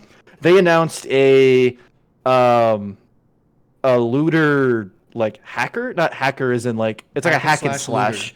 Yeah, like sword, like Borderlands type, but with swords and melee weapons and stuff. And I'm like, that's cool, right? Like it's a mix of fucking Vermintide and Borderlands, like shit like that. I think is really cool, and I want to see more genre blend kind of stuff. Well, just to jump back in, one thing that I'm excited about, which is basically Minecraft with more to it, is Hytale. So being made by, I guess you could argue, an indie company, but backed by Riot Games and has a tremendous reputation and is the biggest server in Minecraft. With Riot's backing Hytale? Well, they should be, yeah. At least the last time I read the news post, they were. What the fuck? I don't know to what degree, if it's just for funding or if it's for other things. I don't know, but I mean, Hypixel server, 50K concurrent players on average. That's bigger than most video games. So I don't know if you can even call them indie at that point, but either way, that game, everyone knows it's going to be very reminiscent of Minecraft vibes, but people are stoked for it because that's what you want. You want a fresh label of something that you have enjoyed for a long time with new twists and new things to discover. So I'm stoked for that game when it comes out eventually, but it's probably end of this year, early next year.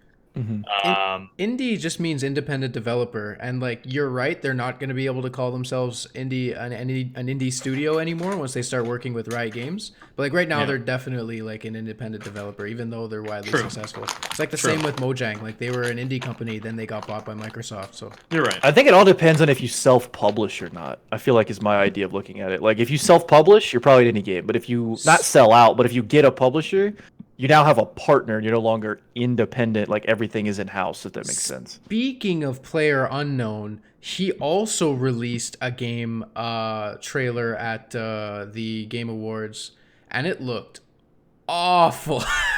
Really? I don't remember what that There was like 10 seconds of like a shot of a tree and some rain, and that was fucking it. There was nothing else to it. Like there was nothing in the trailer.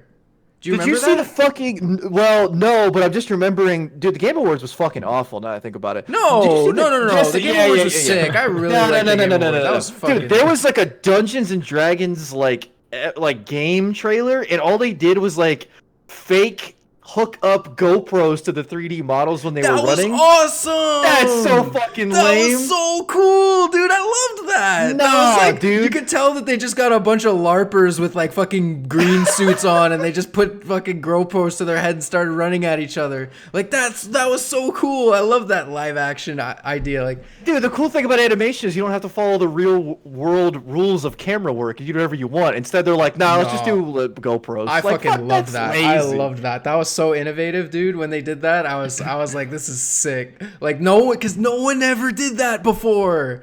That's the best part. Because it's tied to reality. That's the point of animation. It's not. It's way more interesting. That's the trippiest part. That's the trippiest part. It's so surreal where it's like it's imitating like real life to such a degree while also just being a fucking video game. And in that aspect, it immerses you and it just makes you think like this is real life, but it's not. And it like that's the best part about the whole thing. And it was just so cool. Like I'm like a black sheep with this, where I've heard a lot of people say that was a really stupid trailer, but I fucking loved it. I thought it was super cool and innovative. Mitch, virtual GoPros. Thoughts? Loved it.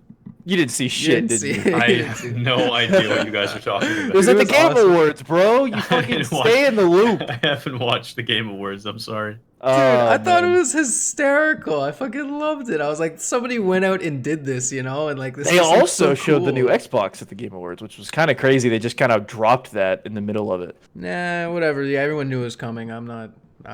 It was not surprising whatsoever. Like it was just weird they chose. It's like, who cares? Fuck. It was just weird they decided the Game Awards was like, yeah, we'll do it here instead of like their own conference. It just seems like you would want that to be your own show. Like you want to be in control. Info on it, or they just showed an image? They showed what it'll look like. It looks more like Xbox fridge. It's not that big. That's what people are calling it. I don't get that meme It stands because up. It's vertical now, right? yeah, it's like a tower, but it's only It just looks like a gaming PC. yeah, it looks like a gaming PC, but it's only like 2 controllers high, like 2.5 controllers high. Like this, it's literally like this 2.5 times. They even put a controller up against it for scale, and everyone's like, "Bro, it's a fucking fridge." It's like you see the controller right next to it. It's literally like my Spectrum router in my living room that they give you when you get Spectrum. Yeah. Like, I don't know why that meme's so fucking dumb to me. The specs on it so far seem pretty solid.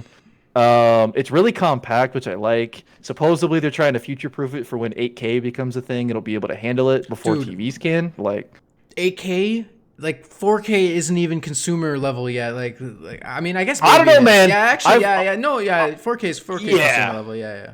I work at Best Buy. That shit is the standard now. If you get anything less than yeah. that, you're trolling. For sure. Here's a question then. Talking about games and innovative projects, things that you'd want to see. What if, right? I know we've talked about this before, Matt. Not sure if we've talked about it as well. But if Minecraft, Battle Dome, Capture the Wool type combat games, where you have some form of resource collection or resource objectives in the midst of that hand-to-hand and simplistic bow battle and the redstone TNT contraptions, basically, if you could take that sort of PvP and make a standalone game out of it, I think that would be fucking sick. But yeah. it's, how do you do that without it just being Minecraft again, obviously? I feel like it's what all the rave about Tarkov has been lately. It's like reverse Hunger Games, where you start on the place and try to get out, as opposed to you like start outside of it, land in the place that everybody goes. Like everyone's on the map trying to gather shit and get out, as opposed to kill each other.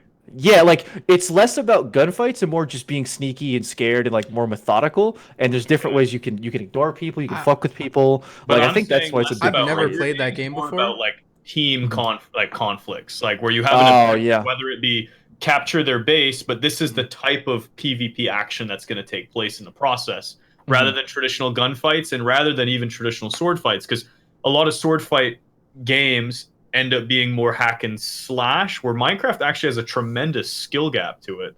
Like it's like you want it to be a game mode that you physically can't win with kills. You want it to be like it could be one way or another. I'm not saying. I mean, it could have many game modes. I'm just saying like the game's core would be similar to Minecraft, better graphics, more options for the graphics, but have similar functions where the combat is very in your face, and when it's not, it's simple range weapons that you can actually interpret and see what's happening rather than a bullet sniping you across the map.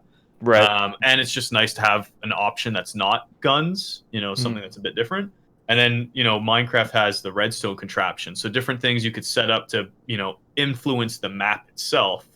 I don't know. I mean, just thinking back in the day when we played those, it just felt so different than any other competitive gaming experience. Yeah. So it makes me think of Griffball. Like the way Griffball came about was they just used the tools in the game. It makes me think of more so Counter-Strike Battle Royale. I don't know if you guys have ever played it, but it's very movement based, and it's very like looting based. Like it's almost not up to the gunplay. It's like extremely positional based, where it's like you need to have a positional advantage over somebody. You could see them from across the map, but if you start shooting at them, you're fucking wasting your time, because all of your bullets are very scarce and they're just gonna end up being wasted, and you're gonna miss most of your shots, and you're gonna run out of ammo and just die.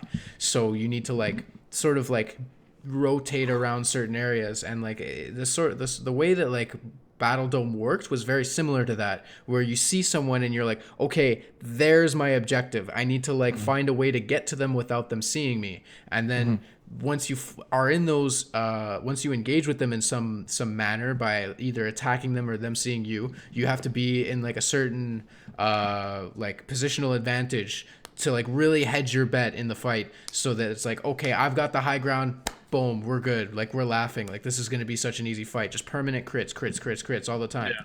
And then like with like it's very similar in Counter-Strike, where it's just if you can just stick your head above like a wall and just start destroying people, they'll never be able to kill you.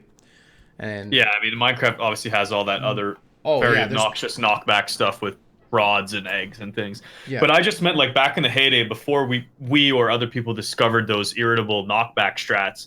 just the core of it, where it was the strategy and the mechanics of Minecraft with the building and, like you're saying, the positioning and all those different elements, whether it be Battle Dome or Capture the Wool. Like, to me, those were very, and maybe it's the nostalgia of it being new, but there was something special about those like competitive combat experiences that other games don't really offer. So I think that as far as like coming up with a new concept, it may not be new, but it's very untapped, I would argue. I think it's a matter of time until a game like that comes out that's like truly badass and offers that feeling we had when we first played, but on a really big scale, and can actually make money so that the company can survive and keep doing it. Yeah, for sure. Because it's like the feeling itself is very unique. The mechanics in Minecraft are very like they're very diverse. They're very diverse with like a lot of like the water mechanics and how like sand moves and TNT, how the physics can carry it from one place to another, as well as like the bow and arrows and everything. There's a lot of things going on that you can manipulate, and there's just so many different routes that you can take and paths that you can take to achieve victory. And it may just be you grabbing your sword and running in, and it might just be that simple, or it could be you building a sky base or something, just a very tall ladder, and then just moving over to the sky base, dropping some lava on them. Like that was just something you could do, and like you don't see that in any other game. It's just it felt like when we made that we invented that strategy, and that was like the best feeling ever. Where it's just like there's no one that taught this to us. It was completely innovative. It was all intuition. There wasn't somebody that was like, we invented this mechanic, we hope you use it and like it. It's like, no, we just created this sandbox. Right, you're making your own story as you go, even if it is inside of a mini game.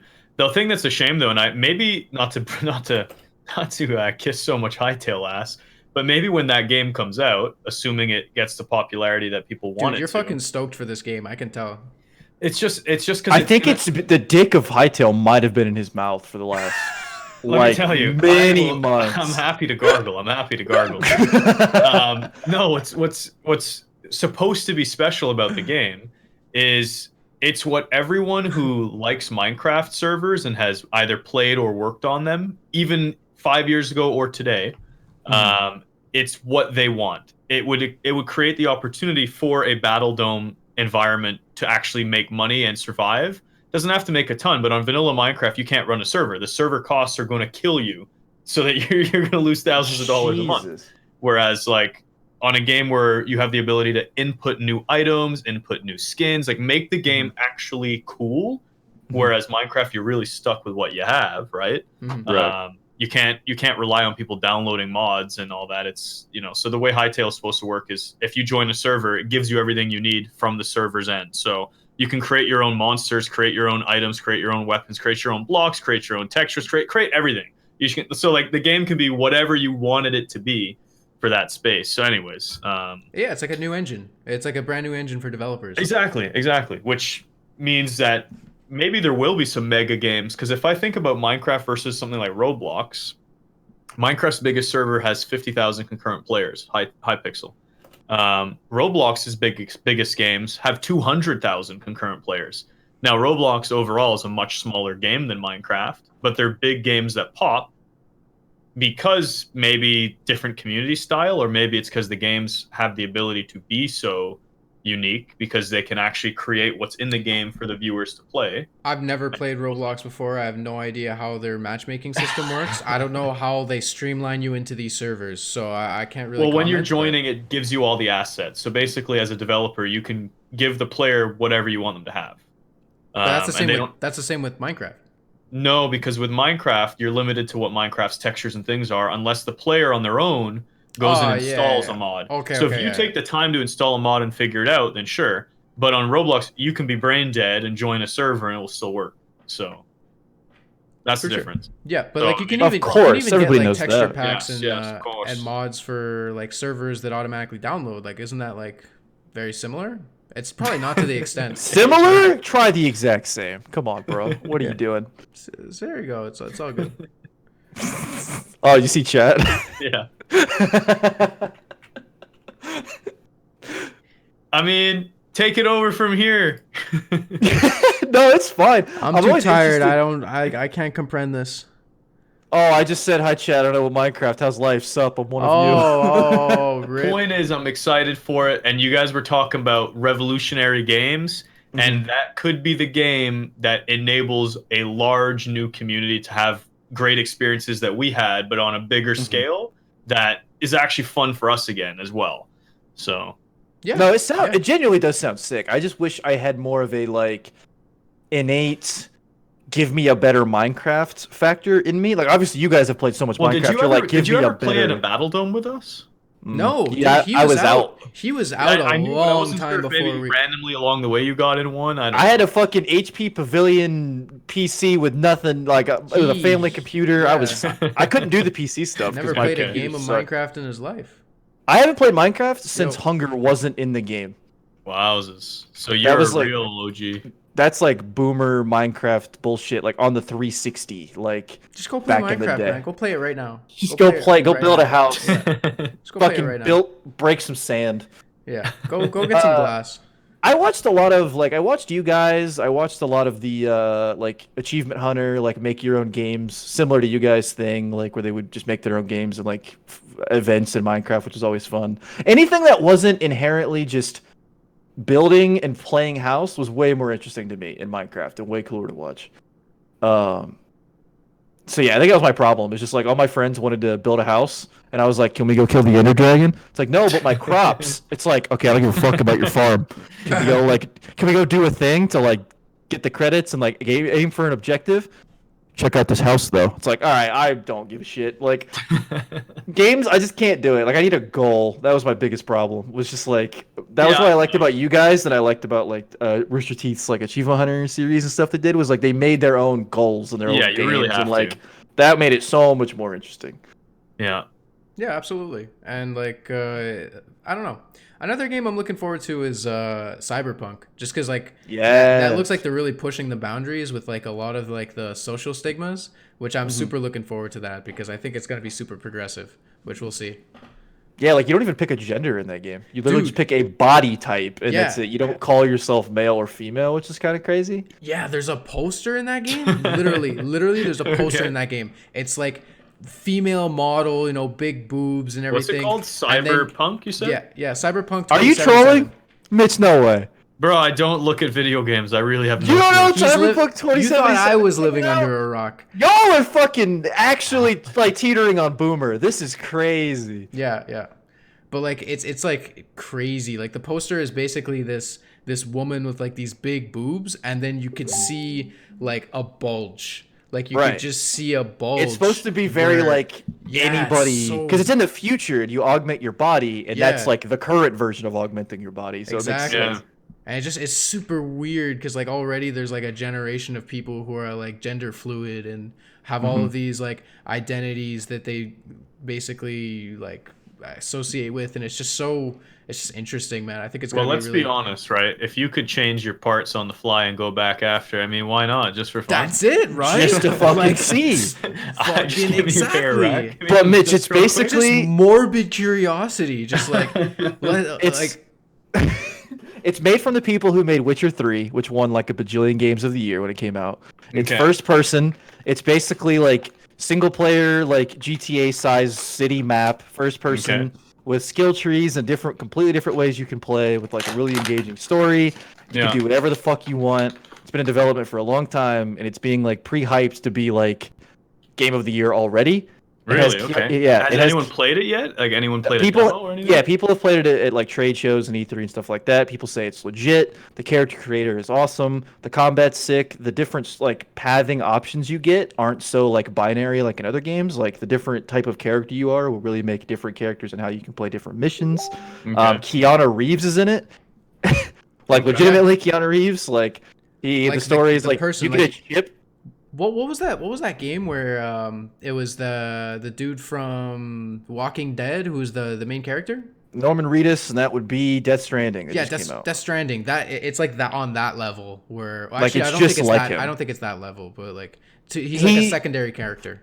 basically, you get your hands. It's in the future. It's the year 2077. Everybody augments themselves with fake arms, super eyeballs. Like everyone's half robot. It's like the And thing you to take do. a camera lens on your eye and just be able to see everything. Exactly, right? Why not? Or you have a tool built into your robot arm. Once you hack shit, it's all cyber futuristic Or bullshit, you graft right? gills to your neck so you can breathe underwater. Like, who fucking knows? Why breathe at all if you're a robot? There It's you go. true. In this game, you get your hands on like a chip that is like super, like everybody wants it or everybody doesn't want anything to do with it because it's like this godly, basically like it an MMO? infinity money. No, it's single player. Oh shit, that kind of takes it's- away from it a bit. Wait, but Cyberpunk is single player? Yes. GG, no one's playing. That they said they might add multiplayer later though. well, that's it. people are Right? They would definitely have to. gonna They play would it. have to like. They would have I'm to just do trolling. like. We'll see. Right. We'll see. But anyway. But basically, the whole idea is you get your hands on this godly chip that is basically invaluable, and you put it in your head, and you start seeing the ghost of fucking Keanu Reeves, who's not actually Keanu Reeves, but he's playing a character in the universe. Okay. And you can see him, but nobody else can. And the whole thing is trying to figure out, like, what the fuck is this chip? Why do I have it? Why does everybody want it? What's so special about this? Everybody can augment themselves. So why is this thing the thing everybody wants? It's like that story of, you know, trying to upload your consciousness on the internet to live forever, be immortal. Like crazy out there, like ideas. And there's all these different crimes and all these different, like, basically gangs and syndicates. And you can fucking beat the whole game killing as many people as you want. Or you can kill no one and everywhere in between. Yeah. Like, it's That- really It interesting. sounds fucking cool. It sounds like Okay. really It's nuts. really sick. Yeah. So you don't live forever, but you're a robot? So you're Or you- augmenting like your arm, right? We don't know, Mitch. We don't know Right. if you Currently- live forever or not. All right. Currently, you can live a bit longer, right? You can Yeah. replace organs and limbs and live longer, but not immortal. But I guess apparently in this world, somebody figured out a way to upload their consciousness Okay, to the be internet that, to get that. and yeah. live forever. And that's Yeah. has to do, I guess, with this chip. And you're trying to figure out what the fuck's this all about. You know, Yeah. It's really you know, interesting. The whole idea of that already is like philosophically so astounding to even consider. Because like say that you can upload your conscience to something and we made it to that generation where you can do that. What happens then? Are you like when you're looking through your eyes like We you are become right a now? hive mind. Yeah, and we are everyone's legion. knowledge No, no. goes into one. Nothing like that. Nothing like that. I was like, when you look through your eyes right now, what would you see on the net? Would it be the same way where it's like would it be the same way where it's like you can imagine to like see this sort of stuff? And then what happens if someone copies your data and then like creates a copy of you? Do you start seeing double? Do you start seeing through both of their perspectives, or is that just a We'll find clone out of in you? April. Like it's crazy. Like who knows? Like it's such a Well, weird. That's I an mean- interesting concept. It's probably- I mean, that's what the Matrix kind of You conceived, boys right? want to put some A little money bit. on it? I will be Oh. willing. Mitch is a gambler. Okay. This is $1,000 that within this is a really long bet. You're gonna have to catch. Oh, this. you're a motherfucker. Listen, I was about to fucking... $1,000 won't be worth shit by the time this comes around. I bet you there will be someone born in our lifetime that will live forever. Born in our lifetime. Oh, define, I mean, define maybe. live. Like they're on cryostasis because they're not really living. No, they'll have the option to live forever. No, because something's gonna happen. Like there's gonna be the heat death of the universe. There's gonna be a giant black hole that consumes everything. Okay, and man, it's- come on. He's I'm not saying talking- our lifetime. When you like say our forever, lifetime. like that's a Okay, big they'll fucking be able to live word. for a million years, and until something awful comes in and blows them up to oblivion. I think we would have to master the brain. No, I don't think so. I think I think don't we'd think have to so? figure. No, I think I we'd don't have to think so. figure out how to transfer someone's brain to a different, healthy young body. Because all of you and what you are is in your brain. But You'd that's have to that keep shit that people all. start wars over, man. Like this is simulation shit. Yeah, it's gonna. I think it'll. It's happen. true.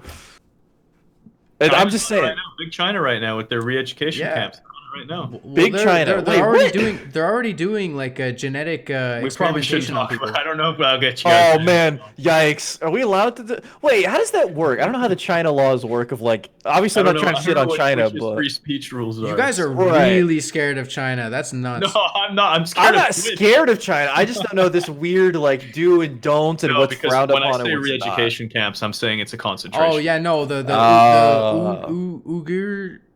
How do you pronounce I that? don't know. I read Anyways, it all the and time, I but don't. it's their. I am not exactly well educated on the subject, so I shouldn't talk. I just know that I just know about it. Well, I've Yeah, heard that they're hands for doing. feet I've, over there. I've heard that they're doing genetic experimentation to create Yeah. basically superhumans, and like that's Or like the just first organ step. harvest for other people, whatever. Who knows? Captain That's where China? That's where they're going, man. That's where they're going with it. I think that's a Yo, good that's place for us to crazy. stop the podcast, or we're just like, we're just end it I mean, on that when your and just be small like, towns still have a few million people, if a couple disappear, ain't nobody gonna notice. it's Dude, a that's why they it's have not a the, couple, it's like a couple thousand, couple hundred I'm thousand. joking. All right, let's move. Let's not. No, we can't. I've end been the to China, man. We can't It end the sucks. podcast. I don't know shit on- about shit. All I'm saying is someone gonna live forever soon. That's all I'm saying. I think we'll find a way to prolong life for I a don't lot think so, man. longer than we can now, but No, I don't know if because it'll be forever. Here's what I'm saying, right? So picture this. I think Let's people have stick been on this. talking about immortality for the fucking entire existence of history, and but there we're used to actually be... on the cusp, I would argue.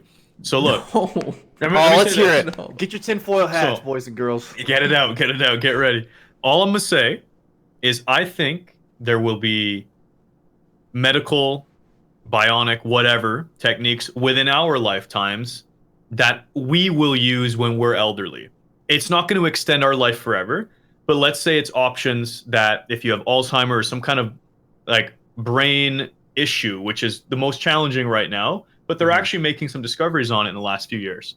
And now, if you think about how quickly technology changes within our lifetime, you got to imagine in 40, 50 years, we probably can't imagine where it's going to be. It's going to be that impressive, or we're going to blown ourselves to oblivion. We'll see.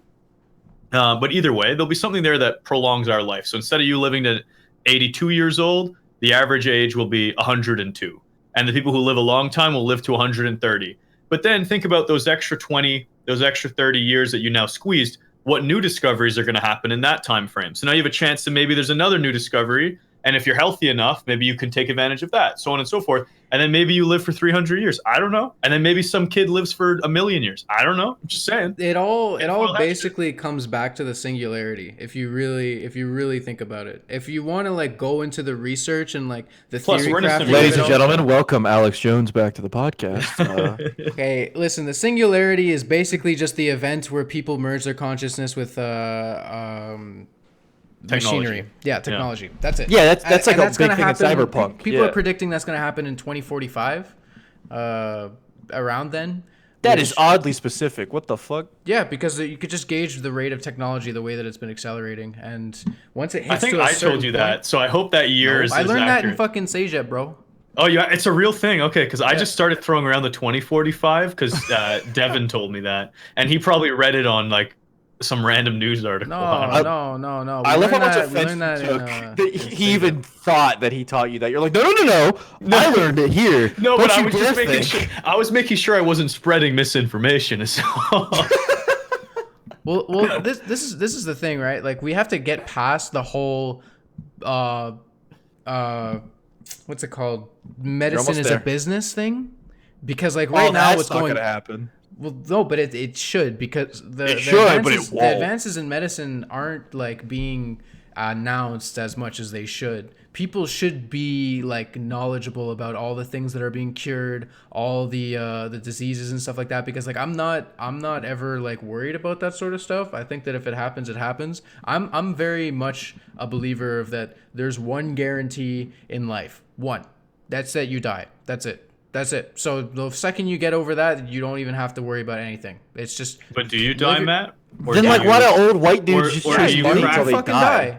Or do you just hit a blip in the simulation? No, you just exactly like, dude. But that's it. At some point, you die. What happens after that? Who fucking knows? Why would you even consider worrying about it? It makes no sense. You're just wasting your time. It's already guaranteed that you're going to die. So why would you worry about what happens after? I It's wasn't like, saying I was worried. I was just saying I think it's gonna happen. no. In I'm terms not of saying like, it's going to happen for everybody. It certainly will not happen for the poor. Let's be real. It's going to Yeah, be very yeah. exclusive. Yeah, you talk I was about gonna medicine. mention- I was gonna as a mention that. business. Mitch's theory will only be for like privileged billionaire like white dudes with all the power, like money of God. Whoa. Let's slow down. They may not be white. By then, the world Okay. will be all blended. Come on. Hopefully. I Come on. just think it's fucked a up melting that pot out Trump here. wants to start World War III because he wants to be remembered in the history books as the guy that started World War III. He doesn't. He wants to be Hitler. Like he's Jesus. he's just a fucking like political figure who just wants to be in the history books. Like that's just. Mitch, if you would believe it, we actually, he wasn't here the entire. Wait, I kept him on track the entire podcast. Someone mentioned World War IV in chat and I lost it. Wait, okay? someone said lost Iran it. just shot down a plane. Is that true? Yeah, dude, there's a war going on. People are I knew there was fucking missiles. bombing each other. Yes, It's disgusting. I know, but I thought the bombs that were just sent from Iran towards the base were Yeah, I basically thought it a was show of just the strength. base. And I didn't think it actually hit or hurt anyone. Was what I Also, was did you say reading. World War IV? Yeah, What about three? someone said World War IV, and I'm like, this means we're already getting over. What I will we're say is already really bad, though, fucking is- gaslighted that World War World War Lois. III is a thing. Like Jesus Christ. It skips the People are other wars, hopeless. Lois. What I will say is really bad, though. Okay, so they don't know That's what so actually fucked happened up, at the man. plane right now, unless Eulerman's info is right. I mean, I'll look into that later. But I was just gonna say, what is pretty bad though is Jesus all of Christ. the people who are just cracking. And I shouldn't be laughing as I say this. There's a lot of people cracking World War III jokes and memes 24/7 on social media, and I just don't understand why you would want to partake in that. But I mean, You are poking like the fucking the biggest bear on the planet when you do shit like that. Because then you're just like you're at like No, oh, that's I don't why- understand that's why it. I understand that it's satire, but to me, it's like, I mean, Yeah, but these are whether or not- desensitized degenerates on Twitter. That's not satire. They legitimately no, think but it's it's fine. funny. Yeah, I agree, and I imagine most of. Well, I'm not going to generalize and say anything. I'm not going to say that, but I don't think it's necessary. I mean, it is what That's it is. fair. And admittedly, some of the jokes I end up having a laugh because I'm cynical, but I would certainly not post that on my own timeline. There's no like, why would you, Because people are anonymous, man. They don't have the ego. No, that but you it's have. not. They- It's they people wanna I create an follow on ego YouTube from and this. stuff. Oh, No, it's those guys. It's Shit. popular people in my timeline getting. Yeah. Really? I mean, they're not necessarily the biggest, but it's people I follow. That's the only way I'm seeing this stuff is if someone retweets Right. it or Some tweets some it of them are originally. legitimately passionate about that. Like Hutch. Like Hutch is very liberal. Like No, he's a but I was very- going to say maybe some of these people are passionate at I don't know, begging the scene for Twitter likes, because like that's the only reason you would put something out there is you think you're that clever. It's first of all not an original thought. Yeah, Everyone right. has crazy Farming satirical, likes. cynical thoughts, but Right. you know, you got to keep some in check because I'm not saying World War III is about to break out. I'm not educated enough on the subject, but it certainly is a tense time and probably not the best moment to constantly crack jokes about the draft or people training on Call of Duty and shit. Like, Plus, Okay. you got to think. Somebody in chat mentioned this earlier. I can't see exactly where it is. Oh, because there's a generation does not know wartime. Think about it. If you were born in 2002, that is after 9/11. It's 2020 now. You're an adult and you haven't seen wartime or grew up and Yeah. even dealt with it or seen it. To where to Well- them it is not a joke, but they're so far They don't- removed from it's it. almost- well, it's I'm not almost- going to they say don't I have believe- they either. don't 94, believe- man. Right. Like, I don't think I've experienced or been attached to any of it. It's just Like I remember being like born in America. Like I don't know if you guys were both in Canada, but like during 9/11, like all the adults I ever saw when I was in kindergarten, first grade, were crying. We got sent home from school. Everyone was terrified. Like there really was like a bit of that even when I was super young, and it was Okay. fucking weird. And I didn't have a lot of context for it at the time, but like looking back and like seeing footage and seeing reactions, it was just like, oh, that's why everyone was upset that day. Like that's why this has happened, that has happened. And people never even had that. They've grown up in a time where, things awful, like, terrorists or awful just things have happened we around actually the live world. in the most but- peaceful era of humanity ever. Right. That's what I'm saying is they haven't had the unfortunacy, if that's Yeah. a term, to see Which is any why- kind of ramifications firsthand. Yeah, which is why when we see stuff like this like going on and like it's starting, that we're Mm-hmm. so reactive to it, that we're so like fucking stop, like stop this. Mm-hmm. Nobody wants this. Like there's literally just who knows what the motives behind all of this are. It's so Mm-hmm. stupid. And like I know Eulerman's a big fan of us and he watches a lot, but like something that he said there, U.S. could blow Iran off the face of the earth. That's literally the mentality that's gonna start a war and like the mentality that could end the planet. Like when you see stuff like Fallout, where it's just the whole planet is a barren wasteland, that mentality of we could blow them off the face of the earth. That's I don't think he the was saying it mentality as that like started- that, but yeah, I know what you're because saying, man. Iran has the 8th biggest military in the world. You think they don't know what's gonna happen when America launches nukes at them? It takes a long ass time for those nukes to get to Iran. During that time, they're gonna launch their own nukes. It's the Cold War all over again, where it's just Russia versus America, and then Russia has their nukes in Cuba, and it's like shit. We're gonna fucking just get bombed really quickly, and we're not gonna be able to react. And the second that a little blip showed up on the radar, some guy was about to launch nukes at Russia, possibly ending the planet. And nukes are so powerful these days that they could legit just flatten the entire country, like the entire country, just the entire country. Like it's insane. Like nukes are ridiculous at this point. So like that mentality of we could just blow them up, like get that out of your head, please. Yes, I mean, here's what I'll say. They're obviously a lot more powerful than they used to be. And I'm not about to say I'm, again, very educated, but I've seen a YouTube vid or two. And my understanding is that nukes haven't really gotten stronger in many decades. It's just the delivery systems that have improved so that they can do it faster and more efficiently. But it's not actually a bigger bomb because there's a lot of treaties that basically between US, Russia, and other countries that you can't keep making them bigger. Like, no more of this shit. Because there's already so many, there's enough stored away right now to like wasteland the world as it is. Like with the amount that is currently exists, you could like the weather is already so flat out fucked the up. earth. Like where we are in Canada, where we are in Canada right now, it's the middle of January and it's fucking like +2 outside.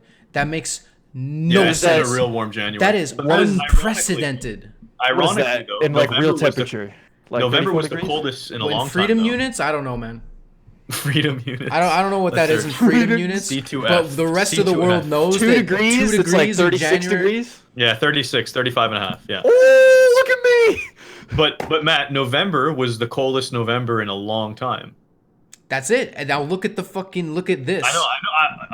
agree. This has been a very warm January. The coldest day I had this year was randomly, let me call it December 20th. I went to do Christmas shopping and it was -20. But then that was one day only. It was that cold. And then it's been like about 0 degrees since. Yeah. December for me was like in whatever the fuck it is for you guys, but it was like almost 50 degrees like here, which is like just below like double freezing, I guess. Like 32 degrees. Right?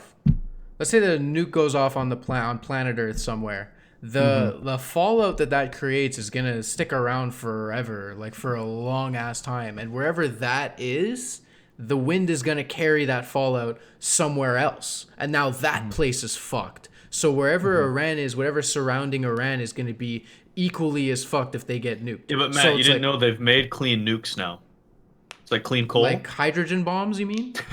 I'm just shooting. Wait, I was like, what? Like, I thought you were going so much. They just want the immediate destruction, man. No more fallout, none of that. It's all clean. It's all environmentally friendly nukes. Dude, I got rid of napalm. There's no choice in the matter. That's like saying we're gonna make projectile-less guns.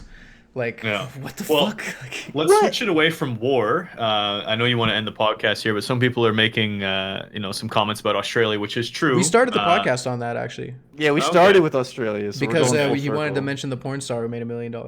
Oh, that's true. That makes sense. It was in the news. I did not pay that girl any fucking money. Let's be very clear. Just because I saw it on my feed. I saw it on my feed. It does not mean I contributed. I just know it's a thing that's happening. Though. One for every day of the week and 2 for Sunday, right? I need you to stop looking at my PayPal statements and shut the fuck up, Mitch. But no, yeah, the thing in Australia is fucking awful, and I feel like, yes, the people are trying to raise money and be helpful and do things like that, but I really wish the, like, granular, like, influencing world people, like, I don't know how else I can explain that, like, people with a ton of influence and power and wealth and could do more for the situation because they can't stop it. Like, they're trying so hard, but you're fighting nature. And yeah, the people are trying to raise money and like throw money at the problem, but like so many more people could be doing so much more on a granular level that have a lot of influence and power. They're just not, and it's kind of a bummer. Well, I mean, look at the Amazon rainforest. It's literally the same thing. It's just the whole forest is burning, and like I'm not sure if it's still burning or if they finally put it out, but. But this is insane. Like over 1 billion animals have died in like not even a week. Well, there you go. Welcome to our But what's crazy with both of those, both the Amazon and the Australian bushfires, is that those are unprecedented, yes, but those are normal things that they expect to have happen every year. That's what's crazy. Like not as big not as on the scale. These are crisis level scales. It's a lot of like we're panicking, but this is also part of nature's way. I'm not saying they have like bushfires or wild bushfires. Like they've had a chat, like a chart showing like this year they were this bad, this year they were this bad. This year they're like constant bad. Like, well, that's what I was gonna say. Is like crazy. There's for all those things like. Now, South America, I know there's a lot of corruption there, and obviously every place has its own. Australia, have to assume not too corrupt, not too bad. They're all descendants of Oh, I prisoners. would Come love on, if man. Yellowstone kills us all. That would be the greatest thing ever. Just like, don't even worry about like politics or anything. It was just a fucking volcano that blows you up. It's like, yes, it wasn't our fault. It wasn't our fault. It was just the planet that decided we were being too fucked, so they killed us all. Like, I really hope somebody that is in the chat. I don't think you could ever kill all the humans at this point. I don't see absolutely, it being possible. absolutely. No, if Yellowstone went off, it'd be done. Like Yellowstone, we will be our own demise. Yellowstone would turn us into a new No, Mars. it wouldn't though. There'd be communities of whether it be wealthy or whatever, like the prime candidate people that were chosen for it. There'd be a lot of communities that make it. The world would be completely screwed, and it'd be a whole new planet. But the human species wouldn't mole die. people.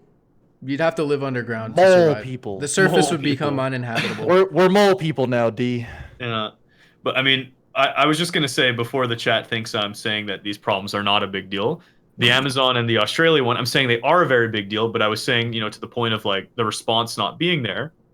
The responses are obviously designed. I don't know about the South American one, but the Australian ones are designed for what they expect to have happen. And this is obviously a catastrophic change of the expectation. So yeah, it does suck that there hasn't been enough support to help stop the fires. But when you see some of those cliffs, man, you got to wonder, like, water can't even hit these flames before it evaporates. So like, what do you do? Right. What like, do you do? You know what you do? You know what it you rained do? today Drop in sand Australia. on No, it or no, some no, no. shit from There's- above. I don't know. You would need to have like levelers go through the forests. Oh, cut it ahead of time. So that it cuts like large gaps between the Yeah. forests, so that it can't It'll just smother spread from itself. one to another. But the problem with that is that the wind can still carry it from one to another. So like you need to pick a spot where you know that the wind is going to be blowing in a specific direction, and then cut it off there so that it's not spreading in that direction. But like I've seen some crazy pictures of stuff like that happening. But and eventually it will smother itself. But If if there is a man upstairs, I think he's throwing Australia a bone because it fucking rained today in Australia for the first time when all this happened. And I don't know how much good it's doing, but I think it's helping from what I saw on Twitter. Yeah, it can't hurt. That's just from the ash accumulating in the Yeah, I fucking get it. I'm just saying the universe is throwing Australia that's burning to a crisp a bone, bro. the That's all I'm clouds. It's making it more dense. The It universe actually is needs throwing to the bone. release the precipitation. It's very scientific. Whatever. The universe is throwing Australia a bone, which is great because There they you need go. one. They need the biggest bone they can fucking have right now. For sure. It's fucking crazy. Yeah, But bad Chad, tips. if you have it within your power to find a legitimate way to support them, and you can, I highly recommend doing so because they need whatever they can get because their world is literally burning down around them. And if you have any way you can help out, try to find a legitimate donation source, or maybe our very own Bajan Canadian might have something in the works for that soon. Oh, I don't know how secret it is. There's some. You hinted at it earlier, so I was like, it doesn't matter. There's some Australian YouTubers doing something next week, and I'm doing something Lachlan. as well. That's all. Could be. I assume so. I assume he'll be a part of it, but. "Heard it here first, folks." Yeah, New- that's it. everyone's saying buy Get nudes. your wallets ready. Get your wallets ready. If you want to go buy nudes from what's her name to support it, you're killing two birds with one stone. I'll let you figure out what those stones are. Regardless, if you can find a way to do it, what's in your power to do it, try to do it. It's for a good cause. I feel like we've done our part at this point just by like Talking about it. yeah, honestly. just by spreading word. Mm-hmm.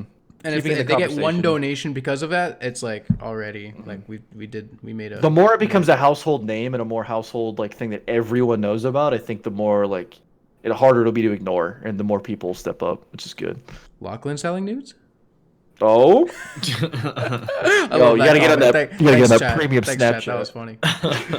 Yeah, that's funny. Oh, All right, well, this is a great place to wrap up the podcast. Jack, you want to take us out? I'll take us out. Wonderful. Thanks for watching, guys. No, fuck you. Ladies and gentlemen, boys and girls, chat. Can I call you chat? Thank you all for coming back to the return of the 777 podcast. We had the long holiday break. Holiday hours are back to normal. Family bullshit's done. We're here. We're good to go. Next week, me and myself, Jet, and my co-host, Chet, will be here waiting to talk more about nudes to save Australia and whatever else comes to mind. Thank you all so much. We will see you all next week. Peace. See you guys. Au revoir.